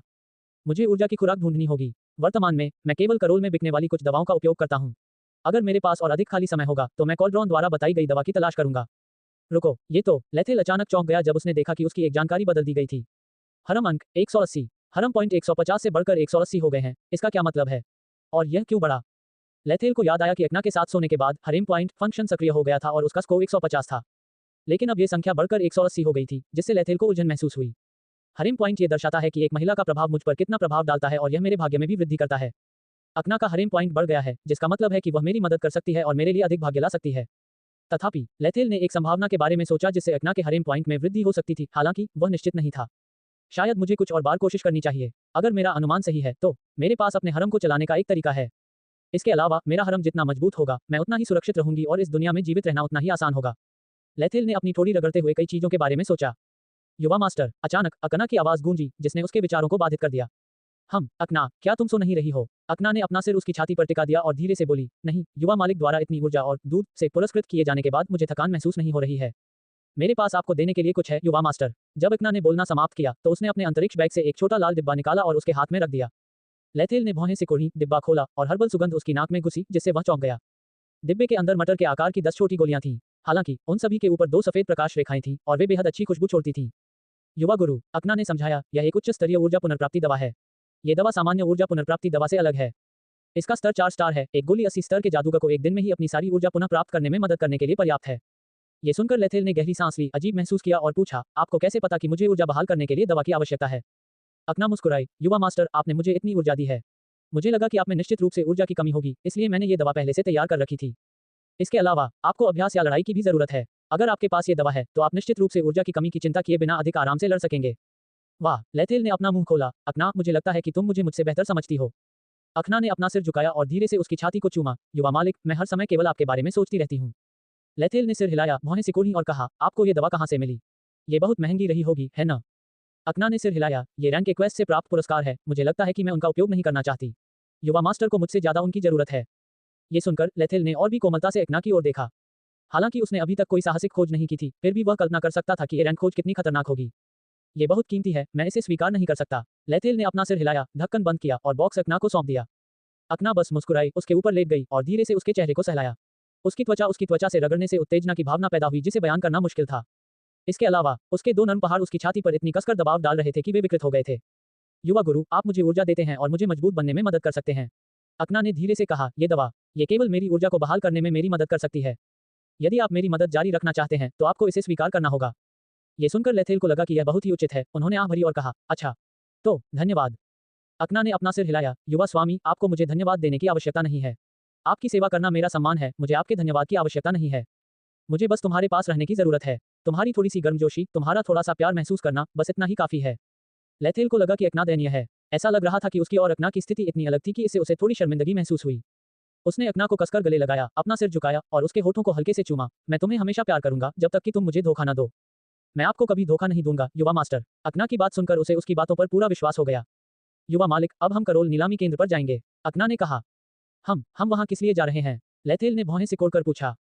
अकना ने समझाया, यद्यपि मैंने आपको जो ऊर्जा पुनर्प्राप्ति दवा दी है वह उच्च स्तरीय है, फिर भी मुझे लगता है कि आपको इससे भी अधिक उन्नत दवा की आवश्यकता है। क्या ये सही है? ये सुनकर लेथेल ने सिर हिलाया। इसके अलावा शार्लोट में जीवन ऊर्जा की कमी लगती है, इसलिए मेरा अनुमान है कि आप जीवन ऊर्जा को बढ़ाने के लिए दवा बनाने के लिए सामग्री भी ढूंढना चाहते होंगे। लेथेल, लेकिन यंग मास्टर को जिन चीजों की जरूरत है उन्हें शायद पारंपरिक तरीके से नहीं खरीदा जा सकता। अंत में नीलामी केंद्र ही एकमात्र जगह है जो यंग मास्टर को उन सामग्रियों को खोजने में मदद कर सकती है। इसके अलावा मैं ये भी जानता हूं कि आपको बहुत सारे पैसों की जरूरत है, लेकिन आप मास्टर के पैसे का उपयोग नहीं करना चाहते। वह जगह जो आपको बहुत सारा पैसा बनाने में मदद कर सकती है वह केवल करोल नीलामी केंद्र ही हो सकता है। यही कारण है कि मुझे लगता है कि आपको निश्चित रूप से वहां जाना चाहिए। लेथेल ने अपना मुंह खोला, उसे अभी भी सिरदर्द हो रहा था। यही कारण है कि मुझे लगता है कि आपको निश्चित रूप से वहां जाने की जरूरत है। वह इस बारे में सोच रहा था कि उसे आवश्यक सामग्री कैसे मिलेगी। अंत में, इससे पहले कि वह कुछ सोच पाता, अकना ने एक उपाय सुझाया। इस समय लेथेल को ऐसा लगा जैसे अकना धरती पर उसकी निजी सचिव है। हालांकि जैसे ही वह विचार मन में आया, लेथेल ने तुरंत उसे खारिज कर दिया। अगर ऐसा होता है तो शायद उनके पूर्व फिंड ने नोव एल्बन कॉम पर नए अध्याय लिखे हैं। पत्नी इस दुनिया में आएगी, हा हा हा। रुको, मुझे अपनी महिला सेक्रेटरी का चेहरा क्यों याद नहीं आ रहा? लेथेल ने भौहें सिकोड़ ली, चाहे उसने कितनी भी कोशिश की, वह उसका चेहरा याद नहीं कर सका। इस समय उनकी स्मृति में महिला सचिव का चेहरा धुंध की एक परत से ढका हुआ लग रहा था, जिससे उसे याद रखना असंभव हो गया था। उसे बस इतना याद था कि वह बहुत सुंदर थी, लेकिन उसके चेहरे पर कोई भावना नहीं थी, एक गुड़िया की तरह। लेथेल ने अपना सिर नीचे झुकाकर अकना की ओर देखा और उसने भी उसकी ओर देखा। उसने आह भरी, उसे लगा जैसे वह बहुत ज्यादा सोच रहा था। ऐसा नहीं हो सकता कि अकना उसकी महिला सचिव हो। अच्छा नहीं है, मैं अभी भी पृथ्वी की बहुत सारी यादों से परेशान हूँ, मुझे उन सभी यादों को भूलना है। लेथेल पृथ्वी पर अपनी यादों को भूलने की कोशिश करती है, उन्हें अब और याद नहीं करना चाहती। वैसे भी वे सभी दुखद यादें हैं और उन्हें याद करने से लेथेल और भी ज्यादा थका हुआ महसूस करती है। अब जबकि उसे एक नया जीवन मिल गया है, वह नहीं चाहता कि पृथ्वी पर उसकी यादों के कारण उत्पन्न नकारात्मक भावनाएं उसके वर्तमान जीवन को प्रभावित करें। अकना, तुम अद्भुत हो, मैं तुम्हें पाकर बहुत भाग्यशाली महसूस करता हूँ। ये सुनकर अकना ने अपना सिर हिलाया, नहीं, मुझे ही भाग्यशाली महसूस करना चाहिए कि तुम्हें मेरा प्यार मिला है। लेथेल ने अपने होंठ सिकोड़े, उसे लगा कि अकना के हर शब्द में मिठास भरी हुई है। यह इतना मीठा था कि उसे ऐसा लग रहा था जैसे उसे लाड़ प्यार दिया जा रहा हो। रात के समय स्ट्रीट लैंप तेल के लैंप से जलाए जाते थे, इसलिए वे जादुई लैंप की तरह तेज रोशनी नहीं देते थे। हालांकि ये बात इस शहर को सूरज ढलने के बाद सोने से नहीं रोकती। इसके विपरीत रोशनी करोल को और भी अधिक चमकदार और जादुई बना देती है। ऐसा लगता है कि सड़क पर चलने वाले लोगों की संख्या दिन के समय चलने वाले लोगों की संख्या से अधिक है, और यहाँ तक कि घूमते संगीतकारों का संगीत भी हर जगह सुना जा सकता है। करोल नीलामी केंद्र पर भी यही स्थिति है। यद्यपि यह स्थान एक नीलामी केंद्र है, फिर भी यहाँ प्रतिदिन खरीद बिक्री की गतिविधियां होती रहती हैं। ये स्थान कई दुर्लभ सामग्रियों या कई प्रतिबंधित वस्तुओं का काला बाजार भी है। गाड़ी नीलामी केंद्र के गेट के सामने रुकी। लेथेल और अकना अब ठीक से कपड़े पहने हुए गाड़ी से बाहर निकले। अपने सामने का हलचल भरा दृश्य देखकर लेथेल को ऐसा लगा जैसे वह अभी पृथ्वी के किसी हलचल भरे बाजार में पहुंचा हो। लेथेल ने आगे बढ़कर अकना का हाथ पकड़ लिया, जिससे वह चौंक गई। युवा मालिक, मैं तो बस एक नौकर हूँ। अगर आप ऐसा करेंगे तो सब लोग आपको नीची नजर से देखेंगे, अकना ने धीमी आवाज में कहा और अपना हाथ लेथेल के हाथ से छुड़ाने की कोशिश की। हालांकि लेथेल ने फिर भी उसका हाथ कसकर पकड़ रखा था और मुस्कुराते हुए कहा, तुम मेरी औरत हो, तुम्हारा हाथ पकड़ना मेरे लिए सामान्य बात है। इसके अलावा मुझे इसकी परवाह नहीं कि लोग मुझे किस नजर से देखते हैं, मैं बस अपनी पत्नी के साथ एक सामान्य जोड़े की तरह जाना चाहता हूँ। ये सुनकर अकना ने अपनी आंखें बड़ी करके लेथेल को देखा और फिर उसकी आंखें आंसुओं से भर गईं, मानो वह रोने वाली हो। धन्यवाद युवा मास्टर, आपने मेरे जीवन का सबसे बड़ा सपना पूरा कर दिया। अकना रो पड़ी, हालांकि वे खुशी के आंसू थे। लेथेल असमंजस में था और कुछ पूछना चाहता था, लेकिन अकना ने उसका हाथ पकड़ लिया और उसे नीलामी केंद्र में खींच लिया। बाहर गाड़ी चला रही नौकरानी ने गाड़ी का दरवाजा खोला और उसे एक अजीब सी गंध महसूस हुई। ये थोड़ा सा संदिग्ध और काफी मजबूत था, लेकिन ये बहुत ही मोहक था, जिससे उसका चेहरा लाल हो गया। ये सुगंध युवा मालिक की गंध है। लेथेल ने अपना हाथ पकड़ा और नीलामी केंद्र के प्रांगण में चला गया। ये जगह बहुत बड़ी थी और बिल्कुल बाजार जैसी थी। रात के समय इस स्थान पर साहसी लोग और निश्चित वस्तुएं या दुर्लभ वस्तुएं एकत्रित होती हैं। यहाँ बेचने वाले सामान को कभी भी किसी गुणवत्ता परीक्षण या निरीक्षण से नहीं गुजारा जाता है। ये कहा जा सकता है कि यहाँ खरीदारी करना लॉटरी टिकट खरीदना जैसा है। संभवतः 10 सोने के मुस्कान के बराबर का पत्थर भी सैकड़ों हजार सोने के मुस्कान के बराबर का मोती हो सकता है। लाखों स्वर्ण मुद्राओं की कीमत वाली तलवार भी एक अद्भुत लोहे की छड़ हो सकती है। किसी ने तो केवल 30 स्वर्ण सिक्कों में एक प्राचीन भंडार का नक्शा भी खरीद लिया। जब इसे खरीदा गया था तो ये केवल रैंक एफ कौशल वाला स्क्रॉल था, लेकिन उपयोग के बाद ये स्क्रॉल एक प्राचीन भंडार की ओर चेतावनी करने वाले मैप में बदल गया। ये स्थान एक और कारण से भीड़भाड़ वाला है, वह प्रतिबंधित वस्तुओं की बिक्री है। करोल साम्राज्य में कई तरह के उपभोग पर प्रतिबंध था। हालांकि ये स्थान साम्राज्य के नियंत्रण में नहीं है, इसलिए कई साहसी लोग यहाँ निश्चित वस्तुओं का व्यापार करने आते हैं। अधिक स्पष्ट रूप से कहा जाए तो ये स्थान काल्पनिक दुनिया के काले बाजार का संस्करण है। लेथेल ने चारों ओर देखा, उसे लगा कि वहाँ बहुत सी ऐसी चीजें हैं जो उसने पहले कभी नहीं देखी थी। हालांकि उसने ज्यादा ध्यान नहीं दिया और सामग्री की तलाश का काम कॉलड्रॉन पर छोड़ दिया। अब चूंकि कॉलड्रॉन काफी हद तक ठीक हो चुका है, वह जादू का उपयोग करके ये पता लगा सकता है कि लेथेल को किस प्रकार की सामग्री की आवश्यकता है। जहां तक लेथेल का सवाल है, बेशक उसका काम जानने के साथ डेटिंग पर ध्यान केंद्रित करना है। इस समय अकना का ध्यान अपने आसपास की ओर नहीं था, उनका ध्यान केवल लेथेल के हाथ की गर्मजोशी को महसूस करने पर था। उसने उसका हाथ कसकर पकड़ लिया। हालांकि यह जगह एक काला बाजार थी, अपराधियों और शापों से भरी हुई, ये तारीख के लिए एक आदर्श जगह बन गई। ओए बेटा, उस लड़की को एक सोने के सिक्के के बदले मेरे पास छोड़ दो, ठीक है? अचानक उनके सामने एक आवाज गूंजी, जिसने अचानक को चौंका दिया और उसे वास्तविकता में वापस ला दिया। उनके सामने एक लंबा मुकुट खड़ा था, जिसके नीचे भारी कवच पहना हुआ था और उनकी पीठ पर एक बड़ी तलवार बंधी हुई थी। उसके बगल में एक छिपकली खड़ी थी जो सुखद कवच पहने हुए थी, एक लंबा भाला पकड़े हुए थी और लालच भरी नजरों से लेथल की ओर देख रही थी। भारी कवच पहने हुए उस युवक ने वासना और लालच भरी आंखों से देखा और एक सोने का सिक्का निकाला और उसे लेथल के सामने फेंक दिया। टोरकना, सोने का सिक्का जमीन पर गिरा एक कर्कश आवाज के साथ। उसके बाद उसका मजाकिया ठहाका आए, आह, मुझे धन्यवाद देने की कोई जरूरत नहीं है, हा हा हा हा। बेटी, अब से तुम मेरी नौकरानी हो। अगर तुम मेरी अच्छी तरह से सेवा करोगी तो मैं उसी तरह गोमांस खिला सकता हूँ, हा हा हा हा। लेथेल ने भौहें सिकुड़ी और उसकी ठंडी आवाज गूंजी, क्या तुम जानते हो कि तुम किससे बात कर रहे हो? भारी कवच पहने युवक ने घृणा से मुस्कुराते हुए कहा, ये छोटी सी महान बात क्या है, हा हा हा हा। आसपास की भीड़ भी तिरस्कारपूर्वक हंसने लगी। हा हा हा हा। एक और मोटी बकरी दिखाई दी। जिस तरह से वह कपड़े पहनता है, उसे देखकर यह पता चलता है कि वह एक महान परिवार से आता है। ये सही है, क्या वह सोचता है कि यह जगह साम्राज्य की है? ये युवा कुलीन लोग मूर्खों का झुंड हैं। क्या वे सोचते हैं कि चूंकि वे कुलीन हैं, इसलिए लोग उनका सम्मान करेंगे और जहां भी वे जाएंगे, उनके चरणों में झुकेंगे? हा हा हा। मुझे याद है कि पिछली बार जब वह नेक लड़का 4 महिलाओं को यहाँ लेकर आया था, तो उसकी पीट पीट कर हत्या कर दी गई थी। ये सही है, उसके पीछे आने वाली 4 महिलाएं भी दूसरों के हाथों का खिलौना बन गईं, फिर उन्हें दास व्यापारियों को बेच दिया गया। वह लड़की बहुत सुंदर है, उसने नौकरानी की तरह कपड़े पहने हैं, इसलिए वह निश्चित रूप से उस लड़के की नौकरानी है। मैं 10 स्वर्ण सिक्कों की शर्त लगाता हूँ कि क्यू द्वारा मुक्का मारे जाने के बाद वह बच्चा भाग जाएगा।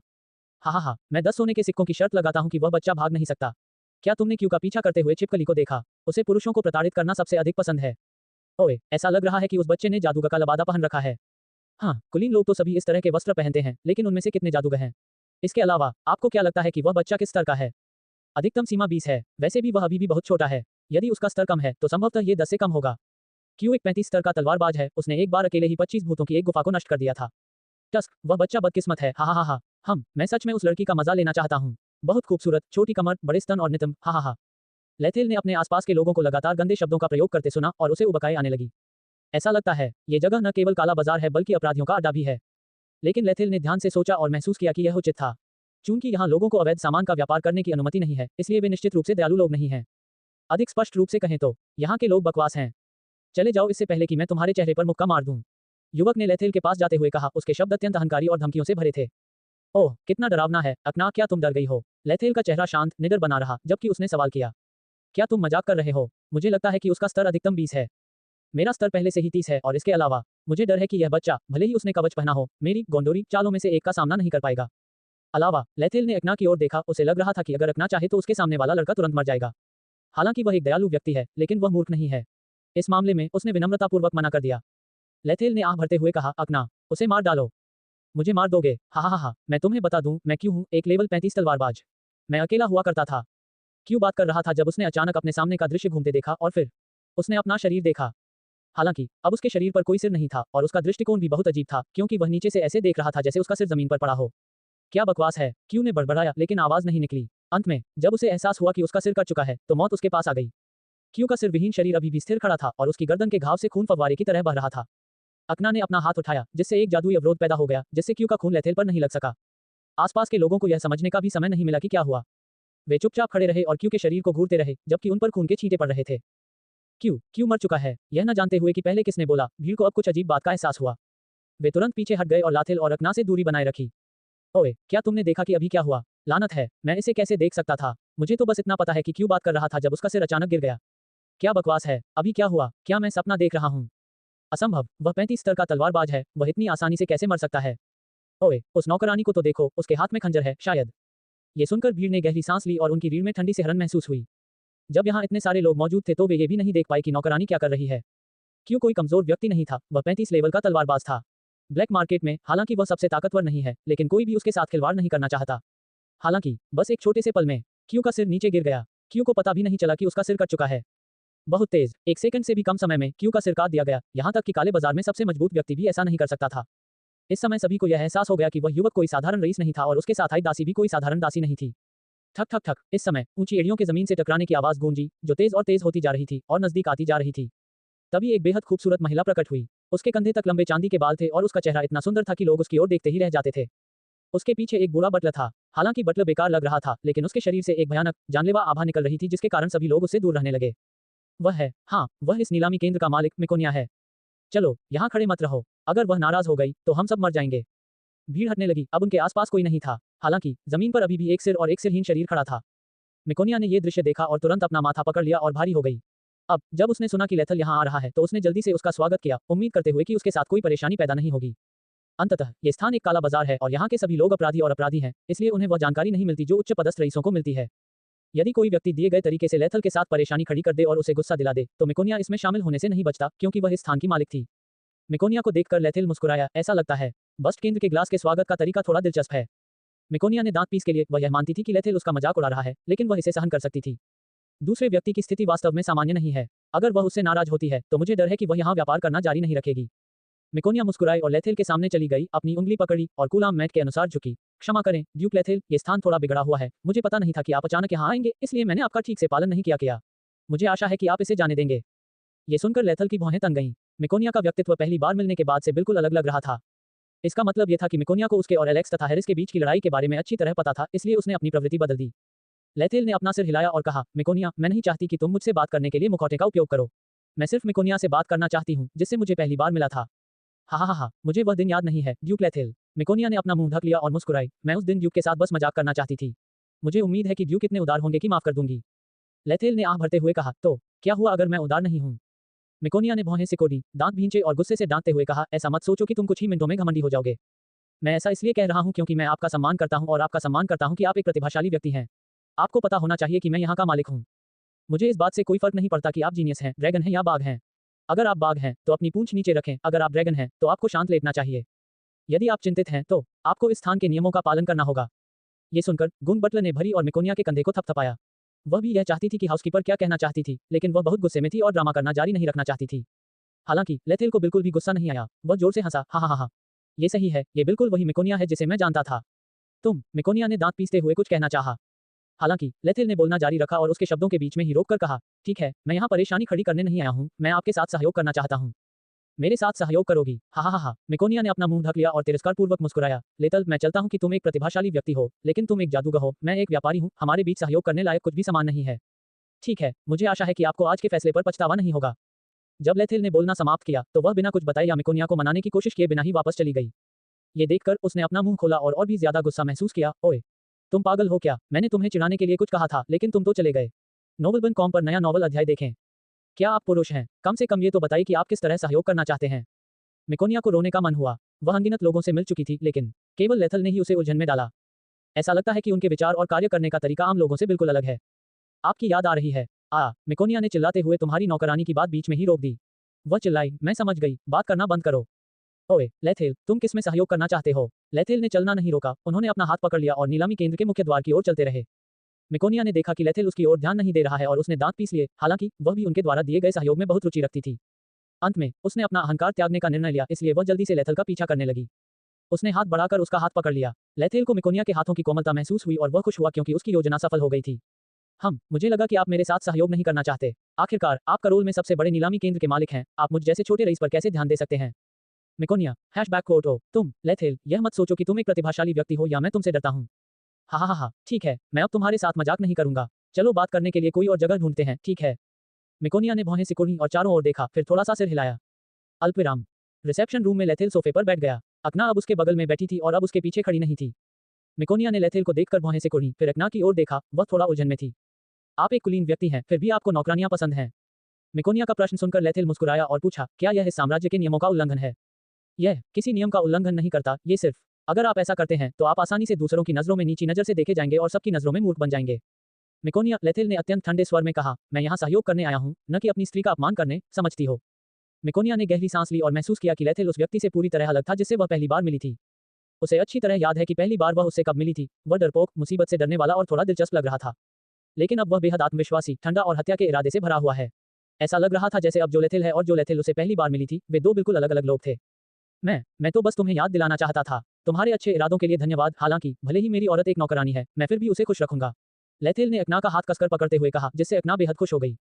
इसके अलावा क्या कोई दैत्य चींटियों की बुरी बातें सुनेगा? जब तक मेरा दर्जा काफी ऊंचा है और मैं काफी मजबूत हूँ, मैं जो कुछ भी करता हूँ वह गलत नहीं है। मेकोनिया ने भौहें सिकोड़ी। वह समझ गई कि लेथेल क्या कह रहा था, हालांकि वह सही था। यदि वह अथाह शक्ति वाला व्यक्ति है तो उसने जो कहा वह सत्य है। उस समय ये तथ्य कि वह एक नौकरानी से प्यार करता है, सभी के द्वारा सम्मान किया जाएगा और यह कहा जाएगा कि वह वर्गों के बीच भेदभाव नहीं करता है। लेकिन यदि वह पर्याप्त रूप से मजबूत नहीं है तो किसी नौकरानी से प्रेम करने से उसकी कुलीन स्थिति धूमिल हो जाएगी। पद, अधिकार, शक्ति, जब तक उसके पास ये तीनों चीजें हैं तब तक उसका कोई भी शब्द या कार्य सत्य हो जाएगा। इसके अलावा मिकोनिया, लेथेल ने अचानक भौहें सिकोड़ते हुए कहा, इरिटेलिस एक ऐसा उपहार है जो मुझे वास्तव में पसंद है, क्या मुझे आपका धन्यवाद करना चाहिए? मिकोनिया ये सुनकर चौंक गई और मन ही मन शिकायत करने लगी, अरे ये कमीना क्या बदला लेने आया है? वह हा। मिकोनिया ने मुस्कुराने की कोशिश की, मुझे लगता है कि आप वास्तव में उस लड़की को पसंद करते हैं, इसलिए मैंने जानबूझकर ऐसा किया ताकि आप उसे अपना बना सकें। क्या बात है, क्या उसमें कोई खास बात है जो तुम्हें पसंद है? या फिर ठीक है, बेवकूफ बनने का नाटक करना बंद करो। लेथेल मुस्कुराया और बोला, मुझे भी तुम्हारे बेवकूफी भरे मजाक से कोई मतलब नहीं है। मैं यहाँ हमारे सहयोग पर चर्चा करने आया हूँ। आप किस बारे में सहयोग करना चाहते हैं? इस जगह पर केवल कुछ सामान्य वस्तुओं की नीलामी और बिक्री का काम होता है। मिकोनिया ने अपनी बाहें पार की और कंधे उचका दिए। क्या आप नीलामी केंद्र को हमेशा के लिए बिना विकास के ही खड़ा रहने देना चाहते हैं? लेथेल को कोई जल्दी नहीं थी। उसने चाय का एक बर्तन निकाला जो उसने तैयार किया था और उसे 2 लकड़ी के गिलासों में डाला। उसने अकना को चाय का कप दिया और खुद भी एक कप थाम लिया। जब मिकोनिया ने यह दृश्य देखा तो वह इतनी क्रोधित हुई कि वह उठकर उसके मुंह पर डांटना चाहती थी। लानत है, मैं उस छोटी नौकरानी से किस तरह कमतर हूँ? मेरे पास सुंदरता है, उच्च पद है, महान शक्ति है और मैं बहुत अमीर भी हूँ। क्या आप उसे चाय देने को तैयार हैं, लेकिन मुझे 1 कप चाय नहीं देंगे? दीदे फूट गए हैं तेरे। मिकोनिया ने गुस्से से कहा, चाय की महक बहुत सुगंधित है, क्या मैं 1 कप ले सकती हूँ? माफ कीजिए, मुझे दूसरों के साथ गिलास साझा करने की आदत नहीं है। लेथेल ने मुस्कुराते हुए कहा। मिकोनिया कहने ही वाली थी कि वह अकना के साथ एक ही गिलास से पी सकती है। हालांकि उसे याद आया कि अकना सिर्फ एक नौकर है और अगर उसने ऐसा किया तो उसकी इज्जत कम हो जाएगी। अंत में मिकोनिया अपने क्रोध को निगलने में सफल रही। क्या मतलब है तुम्हारा? मिकोनिया मुख्य विषय पर लौट आया। इस समय करोल नीलामी केंद्र का व्यवसाय बहुत अच्छा है, आप क्यों कहते हैं कि मैं स्थिर हो गया हूँ? लेथेल मुस्कुराया, मिकोनिया, तुम्हें इसे छिपाने की जरूरत नहीं है, तुम इस जगह को किसी से भी बेहतर जानती हो। करोल नीलामी केंद्र, यद्यपि इसका नाम करोल है, परंतु ये करोल साम्राज्य के कानूनों के अधीन नहीं है। इसके विपरीत ये स्थान एक स्वायत्त क्षेत्र की तरह है। यही कारण है कि साहसी और अपराधी समान रूप से इस स्थान को स्वर्ग मानते हैं। प्रतिबंधित पदार्थ, कर चोरी, गिरफ्तारी, वारंट से बचना। मिकोनिया, क्या आपको लगता है कि इस तरह की जगह विकसित हो सकती है?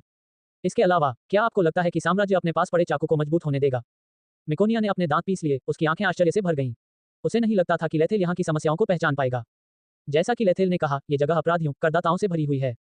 कर चोरी के सामान और प्रतिबंधित पदार्थ। करोल साम्राज्य के लिए यह जगह एक कांटे की तरह थी जिसे निकालना जरूरी था। लेकिन डोरेक मेनलैंड कमर्शियल एसोसिएशन एक विशालकाय राक्षस की तरह था, इसलिए कैथरीन इस जगह को छू नहीं सकती थी। हालांकि कैथरीन इस कांटे को निकाल तो नहीं सकती, फिर भी उसके पास इसकी वृद्धि को सीमित करने का एक तरीका है। अपराधी, चोरी के सामान और प्रतिबंधित वस्तुओं का उपभोग केवल इस क्षेत्र में ही किया जा सकता है और उन्हें करोल में नहीं लाया जा सकता है। अंत में यह स्थान एक विशाल पक्षी की तरह था जिसमें पक्षियों का झुंड था। करोल साम्राज्य का काम इस क्षेत्र के अपराधियों को करोल में प्रवेश करने से रोकना है। मिकोनिया ने अभी भी अपना अहंकार निरंतर रखा, भौहें सिकोड़ी और कहा, क्या तुमने बहुत कुछ कह दिया है? क्या तुम अंधे हो? क्या तुमने नहीं देखा कि इस जगह पर नीलामी में कितने अमीर आते हैं? हा। लेथल अचानक जोर से हंसा, मिकोनिया, क्या तुम सचमुच नहीं जाना या तुम नहीं जानने का नाटक कर रही हो? नीलामी से लाभ क्या है? मुझे लगता है कि आप सबसे बेहतर जानते हैं। क्या आपको लगता है कि आप इतने कम पैसे में जी सकते हैं और आगे बढ़ सकते हैं? जैसा कि हम बाहर से देखते हैं, ये खराब अंधकार से भरा है। यदि आप सुरक्षा जैसी बुनियादी चीज की भी उपलब्धता नहीं दे सकते तो आप इस स्थान का विकास कैसे कर सकते हैं? इसलिए मिकोनिया, मुझे लगता है कि आप इस जगह को केवल कुछ और वर्षों तक ही बनाए रख सकते हैं। क्या? मिकोनिया गुस्से से खड़ी हो गई, उसकी बूढ़ी झुंझलाहट से भर गई और बोली, तुम क्या बकवास कर रहे हो? मैं यहाँ 60 से अधिक सालों से हूँ और मैं और भी मजबूत होती जाऊंगी। लेथेल ने मिकोनिया को देखा और तोड़ने की जल्दी नहीं की। उसने चाय का एक घूंट लिया, फिर सांस छोड़ी जैसे वह चाय का आनंद ले रहा हो। मिकोनिया, मुझे नहीं पता कि तुम बोली हो, मूर्ख हो या अति आत्मविश्वासी हो। लेथेल ने आह भरते हुए कहा, क्या ऐसा लगता है कि रानी मूर्ख है जो यहाँ स्वतंत्र रूप से काम करने देती है? लेथेल की बातें सुनकर मिकोनिया की भौहें तन गईं। वह धीरे धीरे से बैठ गई, शांत होने की कोशिश की और पूछा, तुम्हारा क्या मतलब है? आखिरकार मैं इस जगह पर 60 से अधिक सालों से कारोबार कर रही हूँ और कभी कोई समस्या नहीं आई। इसलिए तुमने जो कुछ कहा उस पर विश्वास करना कठिन है। यदि इस साम्राज्य की रानी मुझे यहाँ नहीं चाहती तो वह बहुत पहले ही मुझे नष्ट करने के लिए हर साधन का उपयोग कर चुकी होती। लेथेल ने अपना सिर हिलाया और कहा, तुम्हें यहाँ रहने का अधिकार है क्योंकि रानी ऐसी चाहती हैं। आप 2 बातें हैं जो तुम्हें जाननी चाहिए। लेथेल ने तुरंत मिकोनिया की बात बीच में ही रोक दी। सबसे पहले कैथरीन ने यही व्यापार करने का फैसला किया था क्योंकि उस समय वह तुम्हारे पीछे के संगठन डोरेक मेनलैंड मर्चेंट एसोसिएशन के बारे में चिंतित थी। कैथरीन जानती है कि आप व्यापारी संघ से हैं, इसीलिए उसने आपको यहाँ विकसित होने दिया। हालांकि उन्होंने ये भी देखा है कि 60 से अधिक वर्षों के बाद भी आपको व्यापारी संघ से कोई समर्थन नहीं मिला है। इसलिए लेथेल ने भौहें सिकोड़ी और मिकोनिया की ओर देखा, उसके चेहरे पर धीरे धीरे झुंझलाहट बढ़ती जा रही थी। वह मन ही मन मुस्कुराया, यह महसूस करते हुए कि मछली ने चारा खाना शुरू कर दिया है, इसलिए उसने बात जारी रखी। कैथरीन को भी यह एहसास हो गया है। वैसे भी यहाँ की स्थिति को देखते हुए एक मूर्ख भी आपकी स्थिति समझ सकता है। आप, मिकोनिया ने दांत पीसते हुए कहा, यह जगह थोड़ी गंदी है, थोड़ा गड़बड़ है। तुमने गलत कहा। लेथेल ने अपना सिर हिलाया और कहा, किसी व्यवसाय के लिए सबसे महत्वपूर्ण चीज क्या है? धन। गलत। लेथेल ने तुरंत कहा, यह खरीदार और विक्रेता की सुरक्षा और लेनदेन की सफलता दर के बारे में है। लेकिन इस जगह को देखो, यह अपराध, कर चोरी और अनगिनत अन्य समस्याओं से भरी हुई है। कोई व्यक्ति कोई बहुमूल्य वस्तु खरीद सकता है, लेकिन मुझे डर है कि वह उसका उपयोग नहीं कर सकेगा क्योंकि अपराधी उसे मार देंगे। दूसरी बात, आपके पास इस जगह के रखरखाव और नवीनीकरण के लिए पर्याप्त धन नहीं है, इसलिए कैथरीन के पास इस जगह को नष्ट करने के हजारों कारण हैं। उदाहरण के लिए, अगर मैं उसकी जगह होती तो मैं अपराधियों के एक समूह को इस जगह में प्रवेश करने देती, फिर अपराधियों को शुद्ध करने के बहाने इस जगह को नष्ट कर देती, जिसमें आप भी शामिल हैं। या हम इस जगह पर जितने संभव हो सके उतने अपराधियों को बंद कर सकते हैं। जब इस जगह पर अपराधियों की संख्या बहुत अधिक हो जाएगी, तो आपका नीलामी केंद्र निश्चित रूप से उन अपराधियों द्वारा नष्ट कर दिया जाएगा। जो भी मामला हो, आप इस स्थान पर लंबे समय तक नहीं रह पाएंगे। ये सुनकर मिकोनिया की भौहें तन गईं। उसे अब गुस्सा नहीं आया, इसके बजाय उसने अपनी थोड़ी रगड़ी और गंभीरता से सोचने लगी कि लेथेल ने अभी क्या कहा था। लेथेल को कोई जल्दी नहीं थी, उसने चाय की चुस्कियां लीं और मिकोनिया के निर्णय की प्रतीक्षा करते हुए उसका आनंद लिया। कुछ ही देर बाद मिकोनिया ने आह भरते हुए कहा, अच्छा, मैं मानती हूँ कि आपने जो कहा वह सच है, तो इसका मेरे साथ सहयोग करने की आपकी इच्छा से क्या संबंध है? बेशक, लेथेल ने चाय का कप मेज पर रखा और धीरे से कहा, मैं तुम्हें एक ऐसा अवसर दे सकता हूँ जिसके बारे में तुमने कभी सोचा भी नहीं होगा। मैं इस जगह को विकसित करने में आपकी मदद करूंगा। ये सुनकर मिकोनिया एकदम चौंक गई, उसके दिल में एक बेहद अविश्वसनीय भावना उभरी। हालांकि उसने सोचा कि उसके सामने बैठा युवक ऐसा कर सकता है। उसे समझ में नहीं आया कि उसके दिल में ऐसे विचार क्यों आए। हालांकि वह ऐसी व्यक्ति भी नहीं है जो सोचती है वही करती है या अपनी भावनाओं के आधार पर काम करती है। चूंकि उन्होंने 60 वर्षों तक इस स्थान पर नियंत्रण रखा है, इससे ये सिद्ध होता है कि वे कोई साधारण महिला नहीं है। हालांकि लेथेल ने आगे कहा, बेशक मेरी भी एक शर्त है। आपका क्या मतलब है? मेरी शर्तें सरल हैं, करोल साम्राज्य के सामने आत्मसमर्पण कर दो और साम्राज्य के क्षेत्र का हिस्सा बन जाओ। बकवास, बकवास, मिकोनिया चिल्लाया। लेथेल, मुझे लगा कि तुम वास्तव में मेरे साथ सहयोग करने की बात कर रहे थे, लेकिन मैं गलत था। क्या साम्राज्य ने तुम्हें यहाँ भेजा है? लेथेल ने कंधे उचकाकर कहा, आप मुझ पर विश्वास करें या नहीं, यह आपकी मर्जी है। मेरा यही एकमात्र इरादा है। तो फिर मुझे कोई कारण बताओ, मिकोनिया ने भौहें सिकोड़ते हुए पूछा, मुझे करोल का हिस्सा क्यों बनना है? ये बहुत सरल है, करोल आपकी रक्षा करता है ताकि आप मन की शांति के साथ विकास कर सकें। आपकी मजबूत वृद्धि करोल की अर्थव्यवस्था को भी विकसित करने में मदद करेगी। लेथेल ने मुस्कुराते हुए कहा, इस प्रकार आप और साम्राज्य दोनों ने वह लक्ष्य हासिल कर लिया है जो आप चाहते थे। ओह, क्या आपको लगता है कि यह साम्राज्य मर्चेंट एसोसिएशन से बेहतर है? मिकोनिया ने तिरस्कारपूर्वक मुस्कुराते हुए कहा, शायद आप नहीं जानते कि मर्चेंट एसोसिएशन कितना शक्तिशाली और विशाल है। लेथेल ने अपना सिर हिलाया, हाँ, मुझे नहीं पता कि वे कितने शक्तिशाली थे। इसलिए, हालांकि, लेथेल ने मिकोनिया के शब्दों को बीच में रोकते हुए कहा, मैं एक बात जानता हूँ। दूर का पानी पास की आग को नहीं बुझा सकता। चाहे वे कितने भी विशाल और शक्तिशाली हों, उनकी प्रभावी सीमा सीमित है। यदि वे वास्तव में आपकी परवाह करते और आपके विकास में मदद करना चाहते, तो ये जगह इतनी जर्जर नहीं होती। या अचानक लेथेल ने मिकोनिया की ओर देखा, जिससे वह चौंक गई। तुम्हारे और उनके बीच कुछ मतभेद है, जिसके कारण तुम उनसे मदद स्वीकार नहीं करना चाहती हो। क्या मैं सही हूँ, मिकोनिया? तुम? मिकोनिया ने अपने दांत पीस लिए, समझ नहीं पा रही थी कि क्या जवाब दे। हालांकि लेथेल ने जो कुछ भी कहा वह सही था। लेथेल ने आह भरते हुए कहा, अच्छा, मैं तुमसे अभी निर्णय लेने के लिए नहीं कह रहा हूँ। मैंने अभी जो कहा उसके बारे में सोचो, ये तुम्हारा एकमात्र मौका है। लेथेल की बात खत्म होने के बाद वह उठकर चला गया। अकना भी उसके पीछे पीछे चली गई, लेकिन जब वह कमरे के दरवाजे पर पहुंचा तो वह रुक गया और मुड़कर मिकोनिया की तरफ देखने लगा। मैं ज्यादा देर तक इंतजार नहीं करना चाहता। 2 दिन में तुम्हें मुझे अंतिम जवाब देना होगा, अन्यथा मैं इस अवसर का उपयोग इसे तुम्हारी आपदा में बदलने के लिए करूंगा। लेथेल मुड़ा और कमरे से बाहर चला गया। जैसे ही दरवाजा बंद हुआ, मिकोनिया ने राहत की सांस ली। ये पहली बार था जब उसने किसी पुरुष की ओर से इतना भयानक दबाव महसूस किया था। लेथेल के अंतिम शब्दों और उसकी आंखों ने उसे भय और चिंता का अनुभव कराया। हालांकि मिकोनिया उससे डरती नहीं थी, फिर भी उसकी अंतर्ज्ञान ने उसे खतरे के संकेत दिए। उसे आश्चर्य हुआ कि क्या लेथेल वास्तव में वही कर सकता है जो उसने अभी कहा है। यदि वह उसके साथ सहयोग नहीं करती तो क्या वह सचमुच उसके लिए भयंकर आपदा ला सकता है। यह महज धमकी नहीं है, यह एक आश्वासन है। मिकोनिया सोफे पर बैठ गई, भौहें सिकोड़ते हुए, और बूढ़े गृहस्वामी से पूछा, आप क्या सोचते हैं? माफ करना, मास्टर, मुझे लगता है कि ड्यूक लेथेल सही है। बूढ़े बटलर ने कहा, अब हमारे पास वापस जाने का कोई रास्ता नहीं है। आप ये भी जानते हैं कि हाल ही में हमारे क्षेत्र में अपराधियों की संख्या में अजीब तरह से वृद्धि हुई है। ऐसा लगता है जैसे सभी अपराधी इस जगह पर शरण लेने आए हैं। इसका मतलब है कि किसी ने इसमें हेराफेरी की है। अगर हम चीजों को अपने नियंत्रण से बाहर जाने देते रहेंगे तो मुझे डर है कि 3 साल से भी कम समय में ये जगह। यद्यपि बूढ़े बटलर ने अपनी बात पूरी नहीं की थी, फिर भी मिकोनिया को पता था कि वह आगे क्या कहने वाला है।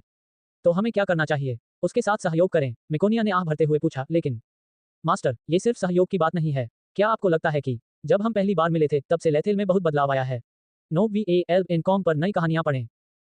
बूढ़े बटलर की बात सुनकर मिकोनिया ने सहमति में सिर हिलाया। मैं भी यह समझता हूँ। तुम्हारा क्या मतलब है? ये सही है। ऐसा लगता है कि जब वह पहली बार तुमसे मिला था तो उसने सिर्फ ये देखने के लिए बेवकूफ बनने का नाटक किया था कि तुम्हारा रवैया कैसा है। बूढ़े बटलर ने आगे कहा, यदि आपका रवैया तटस्थ है तो वह आपको ऐसे व्यक्ति के रूप में चुन सकता है जिस पर वह भरोसा कर सकता है और जिसके साथ वह सहयोग कर सकता है। लेकिन इसके विपरीत, जैसा कि ड्यूक लेथेल ने कहा, यदि आपका रवैया उसे पूरी तरह से बाहर कर देता है तो वह निश्चित रूप से हमारे लिए आपदा लाएगा। मिकोनिया ने आह भरी, शायद तुम सही हो, हमें उसके साथ सहयोग करने की जरूरत है। लेकिन साम्राज्य के नियंत्रण में होने के कारण अगर मर्चेंट एसोसिएशन को इस बारे में पता चला तो मुझे निश्चित रूप से एसोसिएशन से बाहर निकाल दिया जाएगा। मास्टर, बूढ़ा बटलर बोला, यदि आपको मर्चेंट एसोसिएशन से बाहर निकाल दिया जाता है तो भी आपके पास एक और सहारा है, करोल साम्राज्य और ड्यूक लेथेल। ड्यूक लेथेल सही कह रहे हैं, दूर का पानी पास की आग को नहीं बुझा सकता। मर्चेंट एसोसिएशन बहुत बड़ा है, लेकिन उनके लिए एसोसिएशन के सभी सदस्यों की परवाह करना असंभव है। इसीलिए जब तक आप इसकी घोषणा नहीं करेंगे, उन्हें इसे समझने में बहुत लंबा समय लगेगा। पिछले 60 वर्षों से वे आपको नजरअंदाज करते रहे हैं, उन्हें इसकी परवाह नहीं है कि आप जीवित हैं या मर चुके हैं। उन्हें इस बात की भी परवाह नहीं है कि यहाँ व्यापार ठीक चल रहा है या नहीं। मास्टर, जरा सोचिए, अगर वे हमारी मदद नहीं करते तो हमें उनकी क्या जरूरत है? मिकोनिया ने बूढ़े बटले की बात सुनी और उसे लगा कि यह बहुत ही उचित है। इस समय उसकी आंखों में आशा की एक छोटी सी रोशनी दिखाई दी, साथ ही दृढ़ता और लालच भी। अल्पविराम बाहर लेथेल इस बदबूदार और अपराध से भरी जगह में आगे नहीं चलना चाहता था। वह अकना को गाड़ी में लेकर महल में वापस आ गया। गाड़ी में अकना ने उलझन में पूछा, मास्टर आप मिकोनिया के साथ सहयोग क्यों करना चाहते हैं? वह डोरेक मेनलैंड मर्चेंट एसोसिएशन की सदस्य है, वह निश्चित रूप से साम्राज्य के प्रबंधन के अधीन नहीं रहना चाहेगी। लेथेल ने यह सुना और मुस्कुराते हुए कहा, अकना कभी कभी जो हम देखते हैं वह सच नहीं हो सकता। वह इस समय बहुत दबाव में है। जैसा कि आप देख सकते हैं उस स्थान पर अपराधियों की संख्या में काफी वृद्धि हुई है, मानो रानी ने इस साम्राज्य के सभी अपराधियों को वहां लाकर रख दिया हो। इससे साम्राज्य में अपराध की मात्रा में भारी गिरावट आई और नीलामी केंद्र का क्षेत्र और भी अधिक अराजक हो गया। लेकिन अकना ने पूछना जारी रखा, आप उसके साथ किस लिए सहयोग कर रहे हैं? बेशक इसका उद्देश्य पैसा कमाना है, लेथेल ने मुस्कुराते हुए जवाब दिया। मास्टर राइन भी इसमें आपकी मदद कर सकते हैं। लेथेल ने अपना सिर हिलाया, मैं उसे परेशान नहीं करना चाहता। इसके अलावा मैं एक पुरुष हूँ, मैं हमेशा महिलाओं से मदद मांगना नहीं चाहता। इसके अलावा राइन ने भी मेरी बहुत मदद की है, मैं उसे परेशान नहीं करना चाहता। जब ये योजना सफल हो जाएगी तो हमें बस नीलामी केंद्र को राइन के साथ व्यापार करने देना होगा। इस प्रकार राइन का व्यवसाय और अधिक मजबूत होता जाएगा। युवा मालिक, ऐसा लगता है आप अपने मालिक की बहुत परवाह करते हैं। अकना ने अपना सिर झुकाया और कहा, बेशक मुझे ऐसा लगता है कि वह मेरी माँ है। अरे मैं उसकी चापलूसी नहीं कर रहा हूँ, मैं बस अपनी सच्ची भावनाएं व्यक्त कर रहा हूँ। अकना ने अपना सिर हिलाया, नहीं, मास्टर राइन को भी यही उम्मीद थी। मुझे लगता है अगर यंग मास्टर ने ऐसा कहा तो मास्टर जरूर खुश होंगे। ये सुनकर लेथेल को बहुत दुख हुआ। दरअसल उसने ऐसा किसी और उद्देश्य से किया था। अपने हरम को खिलाने के लिए पैसा कमाने के अलावा वह पुरुष नायक के आसपास के समर्थन को कमजोर करना चाहता है। वह एलेक्स और हैरिस अब दुश्मन हैं, लेकिन मिकोनिया एक महिला नायक है। एलेक्स द्वारा नीलामी के लिए रोलेन को मिकोनिया के स्थान पर लाने के विवरण के आधार पर वह 80% निश्चित हो सकता है कि मिकोनिया एलेक्स की महिला है। यही कारण है कि वह मिकोनिया के साथ सहयोग करना चाहता है और पुरुष नायक की मदद से पहले उसकी सभी समस्याओं को हल करना चाहता है। इस प्रकार पुरुष नायक के लिए मिकोनिया से संपर्क करना मुश्किल हो जाएगा और उसके पास पुरुष नायक की मदद करने का कोई कारण भी नहीं होगा। ये कहा जा सकता है कि उनकी योजना एक तीर की तरह है जो दोनों निशानों पर लगती है।